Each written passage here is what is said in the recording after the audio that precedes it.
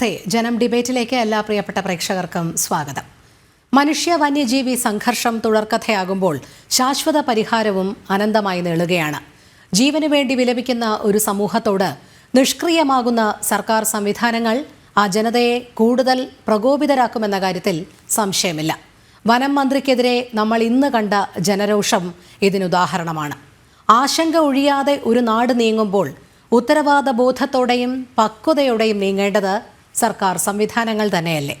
ഇന്ന് ഈ ചർച്ചയിൽ നമ്മോടൊപ്പം ചേരുന്ന അതിഥികൾ BJP പ്രതിനിധിയായി അഡ്വക്കേറ്റ് S. ജയസൂര്യൻ, LDFിന്റെ പ്രതിനിധിയായി advocate PM Suresh Babu, retired SP N. Subhash Babu, ഒപ്പം മാധ്യമപ്രവർത്തകൻ PS സോമനാഥൻ എന്നിവരാണ്. അതിഥികൾക്കും പ്രേക്ഷകർക്കും ഒരിക്കൽ കൂടി സ്വാഗതം. ആദ്യം ശ്രീ PM സുരേഷ് ബാബുവിലേക്കാണ് വരുന്നത്. ശ്രീ സുരേഷ് ബാബു, ഇവിടെ സർക്കാർ നിലപാട് എന്താണ് മനുഷ്യ വന്യജീവി സംഘർഷത്തിൽ? പ്രത്യേകിച്ച് വനം മന്ത്രിക്കെതിരെ വലിയ രീതിയിലുള്ള ജനരോഷം ഇന്ന് ഉയർന്നത് കണ്ടതാണ്. കാരണം അദ്ദേഹം സ്വീകരിച്ച ചില നിലപാടുകളുടെ കൂടി പശ്ചാത്തലത്തിലാണ്. കൃത്യമായ ഒരു നയം സർക്കാരിന് ഉണ്ടോ ഈ വിഷയത്തിൽ?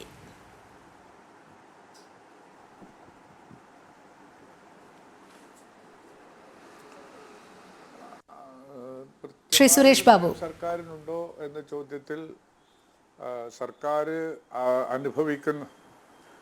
അനുഭവിക്കുന്ന ചില പ്രയാസങ്ങൾ കേന്ദ്ര നിയമത്തിലെ അപാകതകൾ കൊണ്ട് കാര്യങ്ങൾ പരിഹരിക്കാനോ കൃത്യമായി ഒരു സംസ്ഥാന സർക്കാരിന് ഇടപെടാനോ കഴിയാത്ത ഒരവസ്ഥയുണ്ട്. അതുകൊണ്ട് സംസ്ഥാന സർക്കാരുകളുടെ നിലപാടുകൾ ഒരിക്കലും രൂപപ്പെടുത്തിയെടുക്കുന്നതിന് പ്രയോജനകരമായ സമീപനം സ്വീകരിക്കുവാൻ സംസ്ഥാന സർക്കാരിന് കഴിയുന്നില്ല. എത്രയോ തവണ ഈ കേന്ദ്ര 1972 വന്യജീവി സംരക്ഷണ നിയമത്തിൽ ഭേദഗതികൾ വരുത്തി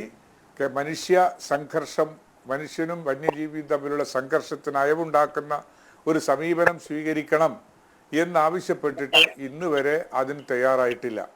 അത് ഇപ്പോഴത്തെ ഗവൺമെൻറ്റിൻ്റെ മാത്രം ഒരു കുറ്റമായിട്ടൊന്നും ഞാൻ കണക്കാക്കുന്നില്ല. ഞാൻ അതിനെ അങ്ങനെ ചുരുക്കി കാണിക്കാനോ അല്ലെങ്കിൽ ഒരു രാഷ്ട്രീയമായ ഒരു പ്രസ്താവനയാക്കി മാറ്റാനോ ആഗ്രഹിക്കുന്നില്ല. ഭരണകൂടങ്ങൾ 72 ശേഷം ഇത് വലിയ പ്രശ്നമായി മാറിയ സാഹചര്യത്തിൽ, അല്ലെങ്കിൽ വളരെ ഗൗരവമേറിയ മനുഷ്യൻ്റെ ജീവൻ നഷ്ടപ്പെടുന്ന ഒരു സാഹചര്യം വന്നപ്പോഴാണ് സംസ്ഥാന ഗവൺമെൻറ്റുകൾ, പല ഗവൺമെൻറ്റുകളും, കേരള ഗവൺമെൻറ് മാത്രമല്ല പല ഗവൺമെൻറ്റുകളും ഇടപെട്ട് കേന്ദ്ര ഗവൺമെൻറ്റിനോട് ഇതിൽ മനുഷ്യന് പ്രാധാന്യം കൊടുക്കുന്ന ഒരു നിയമ സംഹിത ഉണ്ടാക്കണം എന്നാവശ്യപ്പെട്ടിട്ട് ഒരു ഭേദഗതി വരുത്താൻ തയ്യാറായിട്ടില്ല. മാത്രവുമല്ല, മനുഷ്യ സംഘർഷത്തിൽ ബുദ്ധിമുട്ടനുഭവിക്കുന്ന, ജീവൻ നഷ്ടപ്പെടുന്ന, അംഗവൈകല്യം വരുന്ന, പരിക്കേൽക്കുന്ന, കൃഷിഭൂമികൾ നഷ്ടപ്പെടുന്ന, കാർഷിക വിഭവങ്ങൾ നഷ്ടപ്പെടുന്ന, ഇങ്ങനെ പലതരത്തിൽ മനുഷ്യരോടൊപ്പം ജീവിക്കുന്ന ഗൃഹത്തിലുള്ള മൃഗങ്ങൾ, ആട്, പശു, കോഴി തുടങ്ങിയവ നശിപ്പിക്കുന്ന അല്ലെങ്കിൽ അതിനെ കൊല്ലുന്ന ഇത്തരം സംഭവങ്ങളിൽ മനുഷ്യർക്കുണ്ടാകുന്ന ബുദ്ധിമുട്ടുകൾ പരിഹരിക്കാൻ ആവശ്യമായ ഒന്നുകിൽ നിയമനിർമ്മാണത്തിന് സംസ്ഥാന സർക്കാരിന് അധികാരം കൊടുക്കുകയോ അല്ലെങ്കിൽ കേന്ദ്രം അത്തരമൊരു നിയമം ഭേദഗതികൾ വരുത്തുകയോ ചെയ്യണമെന്ന് ആവശ്യപ്പെട്ടിട്ട് ചെയ്യാതിരിക്കുകയും ഒരു ഗവൺമെൻറ്റിൻ്റെ മുമ്പിൽ കിട്ടുന്നത് ആരെയാണോ അവരോട് പ്രതിഷേധം സ്വാഭാവികമാണ്. അത് കേരളത്തിലെ ഒരു സംസ്ഥാന സർക്കാരിൻ്റെ ഒരു മന്ത്രി ശശീന്ദ്രനോടുള്ള ഒരു പ്രതിഷേധമായിട്ടാണെന്നും ഞങ്ങളാരും അതിനെ കാണുന്നില്ല. അവരുടെ മുമ്പിൽ വന്ന ഒരു മന്ത്രി, ആ മന്ത്രി ഇപ്പോൾ കേന്ദ്ര വനം വകുപ്പ് മന്ത്രിയാണ് വന്നതെങ്കിൽ അവരോടും ഈ പ്രതിഷേധം ഉണ്ടാവും. കാരണം ജീവൻ നഷ്ടപ്പെട്ടവർ, അവർക്ക് സ്വത്ത് നഷ്ടപ്പെട്ടവർ, അങ്ങനെ പലതരത്തിൽ വനപ്രയാസം അനുഭവിക്കുന്നവരും, ഒപ്പം തന്നെ അതൊന്നും നഷ്ടപ്പെടാതെങ്കിലും ഭീതിയോടുകൂടി ജീവിക്കേണ്ടി വരുന്ന ജനങ്ങൾക്ക്, ആ ജനങ്ങളുടെ മുമ്പിൽ അധികാരവർഗത്തിൻ്റെ പ്രതിനിധി ആരാണോ, ഇന്നലെ ADM വന്നപ്പോൾ ADMനോട് പ്രതിഷേധിച്ചു, ഇന്ന് മന്ത്രി വന്നപ്പോൾ മന്ത്രിയോട് പ്രതിഷേധിച്ചു, ഇനി നാളെ ഏതെങ്കിലും വലിയ ഉന്നതരായ മന്ത്രിമാർ കേന്ദ്രത്തിലെയോ മറ്റോ വന്നാൽ അവരോടും ജനങ്ങളൊക്കെ പ്രതിഷേധിക്കും, അവരുടെ ആവശ്യം പറയാൻ. അത് ഏതെങ്കിലും തരത്തിലുള്ള ഒരു ഉദാസീനത കൊണ്ടല്ല. ആ ഉദാസീനതയല്ല അതിനകത്ത് കാരണം. പ്രതിഷേധത്തിനൊപ്പം തന്നെ തിരിച്ച് മന്ത്രി പോകുമ്പോൾ അദ്ദേഹത്തിന് വരിയായി നിന്ന് സാല്യൂട്ട് ചെയ്യുന്നതും അവിടെ നമ്മൾ കണ്ടതാണ്. അത് ഏതെങ്കിലും TV ചാനലുകൾ പ്രേക്ഷകരുടെ മുന്നിലേക്ക് അവതരിപ്പിക്കുമോ എന്ന് എനിക്കറിയില്ല. അതുകൊണ്ട് അവർക്ക് കാര്യങ്ങൾ ബോധ്യപ്പെട്ടപ്പോൾ ഗവൺമെന്റിന്റെ നിലപാടുകൾ ബോധ്യപ്പെട്ടപ്പോൾ, മന്ത്രിയുടെ നിലപാടുകൾ ബോധ്യപ്പെട്ടപ്പോൾ, ആ ബോധ്യപ്പെടലിന്റെ അടിസ്ഥാനത്തിൽ അവർ മന്ത്രിയോട് പ്രതികരിച്ചതും നമ്മൾ കണ്ടതാണ്, ജനങ്ങൾ കണ്ടതാണ്. അതുകൊണ്ട് ഈ പറയുന്നത് ഒന്നുകൊണ്ടും അവിടെ നടക്കുന്ന പ്രശ്നങ്ങളെ ലഘൂകരിച്ച് കാണുവാൻ ഒരു വ്യക്തി എന്ന നിലയിലോ ഒരു രാഷ്ട്രീയ പാർട്ടിയുടെ സംഹിതയുടെ പ്രതിനിധി എന്ന നിലയിലോ ഞാൻ തയ്യാറാകുന്നില്ല. കാരണം ശ്രീ സുരേഷ് ബാബു ഒന്ന് ഇടപെട്ട് ചോദിച്ചുകൊള്ളട്ടെ.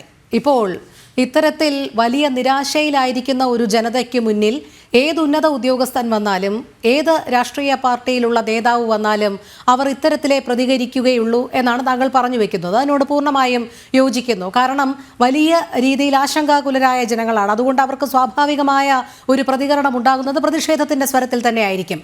പക്ഷേ ഇവിടെ വനം വകുപ്പ് മന്ത്രി എന്നുള്ള രീതിയിൽ കാണിക്കേണ്ട പക്വത എ.കെ. ശശീന്ദ്രൻ കാണിച്ചോ എന്നുള്ളതാണ്. കാരണം രാധ നരഭോജി കടുവയുടെ ആക്രമണത്തിനിരയായി കൊല്ലപ്പെട്ട് 3 ദിവസങ്ങൾക്ക് ശേഷമാണ് അദ്ദേഹം വീട് സന്ദർശിക്കാനായി എത്തുന്നത്. അതും കഴിഞ്ഞ ദിവസം കോഴിക്കോട് ഒരു ഫാഷൻ ഷോ പരിപാടിക്കിടെ അദ്ദേഹം പാട്ട് പാടുന്നതൊക്കെ എല്ലാ വാർത്താമാധ്യമ ചാനലുകളും റിപ്പോർട്ട് ചെയ്തതാണ്. അതിനെതിരെ വലിയ ജനരോഷം ഉണ്ടായപ്പോൾ അദ്ദേഹം എത്തുന്നു.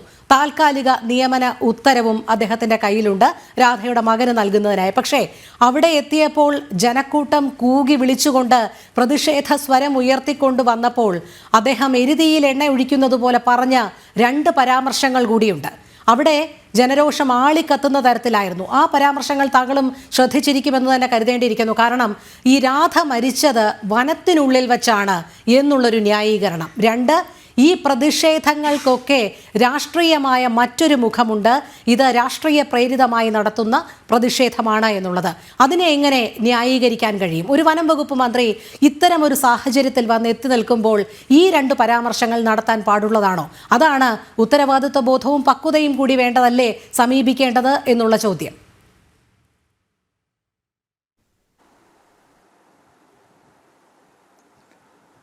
അത് ആ പറഞ്ഞ അർത്ഥത്തിൽ മാത്രമാണ്, അല്ലെങ്കിൽ നിങ്ങൾ അവതരിപ്പിച്ച അതേ രൂപത്തിൽ തന്നെ ആണെങ്കിൽ അത് പ്രതിഷേധിക്കാർഹമാണ്. പക്ഷേ ഒരു വസ്തുത ഇതിനകത്തുണ്ട്. ഈ വസ്തുതയോട് ബന്ധപ്പെട്ടിട്ടുള്ളതല്ല ഈ പരാമർശങ്ങളൊന്നും തന്നെ. എന്താണ് വസ്തുത? രാധയുടെ മരണം എവിടെ വെച്ചാണ്, എങ്ങനെയാണ് ഉണ്ടായത് എന്ന ചോദ്യത്തിന് അത് വനത്തിനുള്ളിൽ വെച്ചാണ്. അതൊരു യാഥാർത്ഥ്യമാണ്. അതുകൊണ്ട് രാധ മരിക്കണമെന്നൊന്നും അദ്ദേഹം ആഗ്രഹിക്കുന്നില്ല. അല്ലെ കടുവയുടെ വായിൽ ചെന്ന് പെടണമെന്നല്ല ആഗ്രഹം അയച്ചത്. വസ്തുതകൾ എന്താണ് അത് അതാണ് എന്നാണ് അദ്ദേഹം പറഞ്ഞത്. സ്വകാര്യ വ്യക്തിയുടെ കാപ്പിത്തോട്ടമാണത്. സ്വകാര്യ വ്യക്തിയുടെ കാപ്പിത്തോട്ടമാണ് ശ്രീ PM സുരേഷ് ബാബു. അത് വനത്തിനുള്ളിലാണ് എന്ന് എങ്ങനെ വനം വകുപ്പ് മന്ത്രിക്ക് പറയാൻ കഴിയും? ആ ഒരു വനത്തിനുള്ളിൽ എന്ന് പറഞ്ഞാൽ ഈ ആവാസ ജനവിധ വന്യജീവികൾ പിന്നെ യാത്ര ചെയ്യുന്ന അല്ലെങ്കിൽ അവർ സഞ്ചരിച്ചു കൊണ്ടിരിക്കുന്ന പ്രദേശത്തിൽ വെച്ചാണ് അവർ മരിച്ചിരിക്കുന്നത് എന്നുള്ള ഒരു വസ്തുത മാത്രമാണ് അവരത് പറഞ്ഞിരിക്കുന്നത്. മറ്റൊന്ന് നിങ്ങൾ ചോദിക്കുന്നത് രാഷ്ട്രീയ പ്രേരിതമാണെന്നുള്ളത്. രാഷ്ട്രീയ പ്രേരിതമാണ് എന്ന ചോദ്യത്തിന് എന്ന വസ്തുതയ്ക്ക് വിരുദ്ധമായി അദ്ദേഹത്തിനോട് പത്രക്കാർ ചോദിച്ചത് എന്താ? നമ്മുടെ UDFന്റെ നേതൃത്വത്തിലുള്ള ഒരു ജാഥ ഇപ്പോൾ വരുന്നുണ്ടല്ലോ, എന്താണ് അതിനെക്കുറിച്ചുള്ള അഭിപ്രായം? അത് രാഷ്ട്രീയമാണ്, അത് രാഷ്ട്രീയ പ്രേരിതമാണ്, അത് രാഷ്ട്രീയത്തിന് വേണ്ടി മാത്രമുള്ളതാണ് എന്ന വാക്കുകൾ അടർത്തിയെടുത്ത് അത് ഈ ഒരു സംഭവത്തിന്റെ പശ്ചാത്തലത്തിൽ ജനങ്ങൾ ഇവിടെ കാണിക്കുന്ന രോഷമാണ് രാഷ്ട്രീയ പ്രേരിതം എന്ന് വരുത്തി തീർത്ത് അദ്ദേഹത്തിന്റെ പേരിൽ ഒരു കളങ്കമുണ്ടാക്കി തീർക്കാനുള്ള ഒരു ശ്രമത്തിന്റെ ഭാഗമായിട്ട് മാത്രമേ ഈ പ്രസ്താവന, അങ്ങയുടെ ഈ പ്രസ്താവനയെ എനിക്ക് കാണാൻ കഴിയുന്നുള്ളൂ. അതാണ് അതിൻ്റെ വസ്തുത. അവർ രാഷ്ട്രീയ പ്രേരിതമാണ് ഇവിടുത്തെ ജനങ്ങളുടെ പ്രതിഷേധം എന്നല്ല സൂചിപ്പിച്ചത്. മറിച്ച് UDF കണ്ണൂരിൽ നിന്ന് ആരംഭിച്ച് 5-ാം തീയതി തിരുവനന്തപുരത്ത് വെള്ളറയോ മറ്റോ അവസാനിക്കുന്ന മലയോര ജാഥ, ആ ജാഥ രാഷ്ട്രീയമായി നടത്തുന്ന ഒരു ജാഥയാണ് എന്നതാണ് അദ്ദേഹത്തിന്റെ പ്രസ്താവനയുള്ളത്. അതല്ലാതെ ഇതിലല്ല, അങ്ങനെ ഒരർത്ഥത്തിലും അത് എടുക്കേണ്ടുന്ന കാര്യമില്ല എന്നത് മാത്രമാണ് എനിക്ക് ആ കാര്യത്തിൽ പറയാനുള്ളത്. ഇത് രണ്ടും ഇന്നസെന്റായി വസ്തുതാപരമായി മാത്രം സംസാരിച്ചിട്ടുള്ളതാണ്. ഒരിക്കലും ശ്രീ ശശീന്ദ്രൻ അറിയുന്ന ഏതൊരാൾക്കും, മാധ്യമപ്രവർത്തകർക്കടക്കം, ശശീന്ദ്രൻ ഒരിക്കലും അത്തരം ഒരു പരാമർശം നടത്തുന്ന ഒരു വ്യക്തിയല്ല. മന്ത്രിയെ പോകട്ടെ, ഒരു വ്യക്തിയേ അല്ല. ഒരാളുടെ ദുഃഖത്തിൽ മറ്റൊരു ന്യായീകരണം കൊണ്ട് കണ്ടെത്തി അതിനെ ചെറുതാക്കി കാണിക്കാൻ ശ്രമിക്കുന്ന ഒരു വ്യക്തിയായി നമുക്കൊരിക്കലും ശശീന്ദ്രനെ കാണാൻ കഴിയില്ല. അദ്ദേഹത്തിൻ്റെ പൊതുജീവിതത്തിൽ നമുക്ക് കാണാൻ കഴിയുന്നത് സഹാനുഭൂതിയോടുകൂടി തന്നെ സംസാരിക്കുന്നതാണ്. പക്ഷേ ഒരു വസ്തുത എന്താണ് എന്ന് ഒരു അധികാര സ്ഥാനത്തിരിക്കുമ്പോൾ അദ്ദേഹത്തിന് അത് പറയേണ്ടി വരും. അത് അടർത്തിയെടുത്ത് ഇങ്ങനെ ചോദിക്കുന്നതും ഇങ്ങനെ ഒരു വ്യാഖ്യാനിക്കുന്നതും ഖേദകരമാണ്. ശരി, അത്രയധികം നിഷ്കളങ്കമായ ഒരു പ്രസ്താവനയായാണ് അതിനെ വിലയിരുത്തുന്നത് എങ്കിൽ അദ്ദേഹം എന്തുകൊണ്ട് ഇത്രയും ക്രൂരമായ ഒരു ആക്രമണത്തിനിരയായി ഒരു സാധു സ്ത്രീ മരിച്ചപ്പോൾ വനം വകുപ്പ് മന്ത്രി എന്നുള്ള നിലയിൽ അവിടേക്ക് ഓടിയെത്തിയില്ല എന്നുള്ളതും ഒരു വസ്തുതയായി തന്നെ അവശേഷിക്കുകയാണ്. ശ്രീ എസ് ജയസൂര്യൻ, ഇവിടെ പതിവ് പോലെ വീണ്ടും കേന്ദ്രത്തെ കുറ്റം പറയുന്ന ഒരു പ്രവണത തന്നെയാണ് കണ്ടുവരുന്നത്. അതായത് കേന്ദ്ര സഹായം ലഭ്യമാകുന്നില്ല, കേന്ദ്രം കൃത്യമായ നടപടികൾ സ്വീകരിക്കുന്നില്ല, വനം വകുപ്പിന്റെ ഭാഗത്ത് നിന്ന് ഉണ്ടാകേണ്ടുന്നതായിട്ടുള്ള ഇപ്പോഴുണ്ടാകുന്ന ഈ തടസ്സങ്ങൾക്കെല്ലാം കാരണം കേന്ദ്രം അനുവദിക്കാത്ത സാഹചര്യങ്ങളുടെ, അതായത് അത് ഫണ്ടിന്റെ ആയാലും അതോടൊപ്പമായി ബന്ധപ്പെട്ട മറ്റ് വന നിയമങ്ങളുടെയൊക്കെ കാര്യമായാലും അത് കേന്ദ്രത്തിന്റെ മേൽ പഴിചാരുകയാണ് ഇപ്പോൾ ഏറ്റവും ഒടുവിലായി. ഈ വിഷയത്തെ സംബന്ധിച്ച് വളരെ വ്യക്തമായ ഒരു ചോദ്യവും ഉത്തരവും നമ്മുടെ രാജ്യസഭയിൽ ഉണ്ടായിട്ടുണ്ട്. കേരളത്തിൽ നിന്നുള്ള CPIയുടെ രാജ്യസഭ MP സന്തോഷ് കുമാർ 2013 ഫെബ്രുവരി 23 രാജ്യസഭയിൽ അദ്ദേഹം കേന്ദ്ര വനം പരിസ്ഥിതി വകുപ്പ് മന്ത്രി ശ്രീ സന്തോഷിന്റെ ചോദ്യത്തിന് മറുപടിയായി ഈ വിഷയം വിശദീകരിച്ച് പറയുന്നത്. അതിൽ കേന്ദ്രമന്ത്രി പറഞ്ഞിരിക്കുന്നത് ഈ കാര്യത്തിൽ നിലവിലുള്ള നിയമം വളരെയേറെ പര്യാപ്തമാണ്, ആ നിയമം നടപ്പിലാക്കിയാൽ മതി. ഇനി പോരായ്മയുണ്ടെങ്കിൽ പുതിയ നിയമം ഉണ്ടാക്കുന്നതിനൊന്നും നമ്മൾ എതിരല്ല. എങ്കിൽ പോലും മന്ത്രി അവിടെ കൃത്യമായി പറഞ്ഞത് management of wild life is the primary responsibility of state government. Chief Wild Warden has the power to grant hunting. രാജ്യസഭയിൽ കേരളത്തിൽ നിന്നുള്ള MP ചോദ്യത്തിന് മറുപടിയായി ഭൂപേന്ദ്ര യാദവ് എന്ന് പറയുന്ന കേന്ദ്രമന്ത്രി പറഞ്ഞ മറുപടി കൂടാതെ അദ്ദേഹം വയനാട്ടിൽ നേരിട്ട് വന്ന് പത്രക്കാരുമായി സംസാരിച്ചു. ഇതുപോലെയുള്ള വിഷയങ്ങൾ ഉണ്ടായപ്പോൾ ഇതിനു മുമ്പ് അദ്ദേഹം വയനാട്ടിൽ വന്നു, നേരിട്ട് വന്ന് പത്രക്കാരുമായി സംസാരിച്ചപ്പോൾ അദ്ദേഹം പറഞ്ഞു 1972 wild life protection act section 11 ഉപയോഗിച്ചാൽ മതി. അത് ഉപയോഗിക്കേണ്ടത് സംസ്ഥാന ഗവൺമെന്റ് ആണ്. കേന്ദ്ര ഗവൺമെന്റിന്റെ ഉത്തരവ് വരാൻ കാത്തിരിക്കേണ്ട കാര്യമില്ല. അതുകൊണ്ടാണ് വീണ്ടും രാജ്യസഭയിൽ പറഞ്ഞത് primary responsibility of state government എന്ന് പറഞ്ഞത്. അപ്പോൾ എന്താണ് ഈ 1972 വൈൽഡ് ലൈഫ് പ്രൊട്ടക്ഷൻ ആക്ട്? എപ്പോഴും നമ്മൾ ചർച്ച ചെയ്യുമ്പോൾ ആ ആക്ട് അവിടെ കിടക്കുന്നത് കൊണ്ടാണ് പ്രശ്നം, അത് തിരുത്തണം എന്നൊക്കെ പറഞ്ഞാണ് കേരളത്തിൽ പലരും ഈ വിഷയത്തെ സമീപിക്കുന്നത്. ഇതിനെ രാഷ്ട്രീയമായിട്ടല്ലാതെ തന്നെ ഞാൻ പറയുകയാണ്, എന്താണ് ഈ പറയുന്ന 11 പറഞ്ഞിരിക്കുന്നത്? അതിൽ wild life protection act section 11(1)(a) പറയുന്നു, the chief wildlife warden can permit the hunting of an animal if it is dangerous to humans, disabled or diseased beyond recovery. അതായത് ഏതെങ്കിലും രോഗം കൊണ്ട് അത് റിക്കവറി ആകാത്ത അവസ്ഥയിലാണെങ്കിലും, അല്ലെങ്കിൽ അംഗവൈകല്യം കൊണ്ടാണെങ്കിലും, അതല്ലെങ്കിൽ മനുഷ്യജീവൻ അപകടകരമായ രീതിയിലാണെങ്കിലും ആ ജീവിയെ വേട്ടയാടാൻ, വെടിവെച്ചു കൊല്ലാൻ ചീഫ് വൈൽഡ് ലൈഫ് വാർഡന് പെർമിറ്റ് കൊടുക്കാവുന്നതാണ് എന്ന് വളരെ വ്യക്തമായിട്ട് തന്നെ സൂചിപ്പിച്ചിട്ടുണ്ട്. അതിൽ യാതൊരു സംശയവുമില്ല. ഇനി അതും പോരായെങ്കിൽ അതിന്റെ രണ്ടാമത്തെ സെക്ഷനിൽ അടുത്തതായിട്ട് പറയുന്നു, the chief wildlife warden can also permit the hunting of an animal if it cannot be captured. പിടിക്കാൻ വയ്യെങ്കിൽ അതിനെ വെടിവെച്ചു കൊല്ലാം. ട്രാങ്കുലൈസ്ഡ്, അതിനെ ശാന്തമാക്കാൻ പറ്റുന്നില്ലെങ്കിൽ അതിനെ വെടിവെച്ചു കൊല്ലാം. ട്രാൻസ്ലൊക്കേറ്റഡ്, അതിനെ ഒരു സ്ഥലത്ത് നിന്ന് മറ്റൊരു സ്ഥലത്തേക്ക് മാറ്റാനോ ഓടിക്കാനോ പറ്റുന്നില്ലെങ്കിൽ അതിനെ വെടിവെച്ചു കൊല്ലാം. ഇത് വളരെ വ്യക്തമായിട്ട് ആക്ടിൽ പറയുന്നുണ്ട്. എന്നിട്ട് ഈ ആക്ട് നടപ്പാക്കുന്നില്ല എന്നുള്ളതാണ്. ഈ ആക്ട് നടപ്പാക്കാൻ കേന്ദ്രമന്ത്രിസഭയല്ല വരേണ്ടത്, ഇത് കൺകറന്റ് ലിസ്റ്റ് ആണെന്ന് പറയുന്നുണ്ട്. സംസ്ഥാനത്തിനും കേന്ദ്രത്തിനും ഒരുപോലെ അധികാരമുണ്ട്. സംസ്ഥാനത്ത് വനം വകുപ്പ് മന്ത്രിയുണ്ട്. ഈ പറഞ്ഞ എല്ലാ വകുപ്പുകളും എടുത്ത് ഉപയോഗിക്കേണ്ടത് അതിന്റെ പ്രൈമറി റെസ്പോൺസിബിലിറ്റി സ്റ്റേറ്റ് ഗവൺമെന്റിനാണ് എന്ന് രാജ്യസഭയിൽ കേരളത്തിൽ നിന്നുള്ള MP ചോദ്യത്തിന് മറുപടിയായി കേന്ദ്രമന്ത്രി ഭൂപേന്ദ്ര യാദവും പറഞ്ഞിട്ടുണ്ട്. അപ്പോൾ നിയമമില്ലാത്തത് കൊണ്ടല്ല. ഇത് അതിന്റെ ഒന്നാമത്തെ കാര്യം. പിന്നെ പറയുന്നു കേന്ദ്രം വേണ്ടത്ര സഹായിക്കുന്നില്ല. ഇതിന് ധാരാളം കാര്യങ്ങൾ നമുക്ക് ചെയ്യാൻ കഴിയും. അതായത് ഏതൊക്കെ മേഖലയിൽ ചെയ്യാൻ കഴിയും എന്നുള്ളത് കൃത്യമായി കേന്ദ്രം നിർവചിക്കുന്നുണ്ട്. അതിന് വേണ്ട പണവും ഇവിടെ കൊടുക്കുന്നുണ്ട്. ഡ്രോണുകൾ ഉപയോഗിക്കാം. അതായത് വന്യജീവികളുടെ നീക്കത്തെ നിരീക്ഷിക്കാൻ ആവശ്യമായിട്ടുള്ള ഡ്രോണുകൾ, ആളില്ലാ വിമാനങ്ങൾ ഉപയോഗിക്കാം. ബൈനോക്കുലേഴ്സ് ഉപയോഗിച്ച് നിരീക്ഷിക്കാം. പെട്രോളിംഗ് നടത്താൻ വനപാലകർ പെട്രോളിംഗ് നടത്താം. ആനയൊക്കെ കടന്നു വരാതെ കിടന്നുകുഴിക്കാം. സോളാർ സംവിധാനം ഉപയോഗിച്ചുകൊണ്ട് ഫെൻസിംഗ് ഉണ്ടാക്കാം. വൈദ്യുതി ഇല്ലെങ്കിൽ സോളാർ ഫെൻസിംഗ് ഉണ്ടാക്കാം. ഇങ്ങനെയൊക്കെ ഉണ്ടാക്കാൻ വേണ്ടി കേന്ദ്രം എന്തെങ്കിലും ചെയ്യുന്നുണ്ടോ എന്ന് ചോദിച്ചാൽ കേന്ദ്രം പണം കൊടുക്കുന്നുണ്ട്. സംസ്ഥാനത്തേക്ക് കേന്ദ്രം കൊടുത്ത പണത്തിന്റെ കണക്ക് ഞാൻ പറയാം. 2014 മുതൽ 2017 വരെ മൃഗങ്ങൾക്ക് വനത്തിനകത്ത് വെള്ളവും ഭക്ഷണവും കൊടുക്കാൻ വേണ്ടി 22,56,00,000 രൂപ കേരളത്തിന് കൊടുത്തു. വീണ്ടും 2021 മുതൽ 2024 വരെ മൃഗങ്ങൾക്ക് വെള്ളവും ഭക്ഷണവും കൊടുക്കാൻ 14,04,00,000 രൂപ കൊടുത്തു.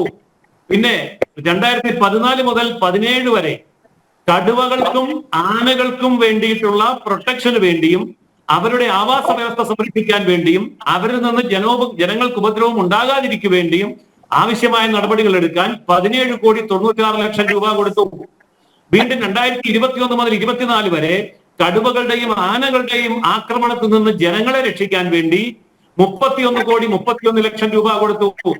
ആകെ 86,23,00,000 രൂപ ഈ കേരള സംസ്ഥാന ഗവൺമെന്റിന് കൊടുത്തു.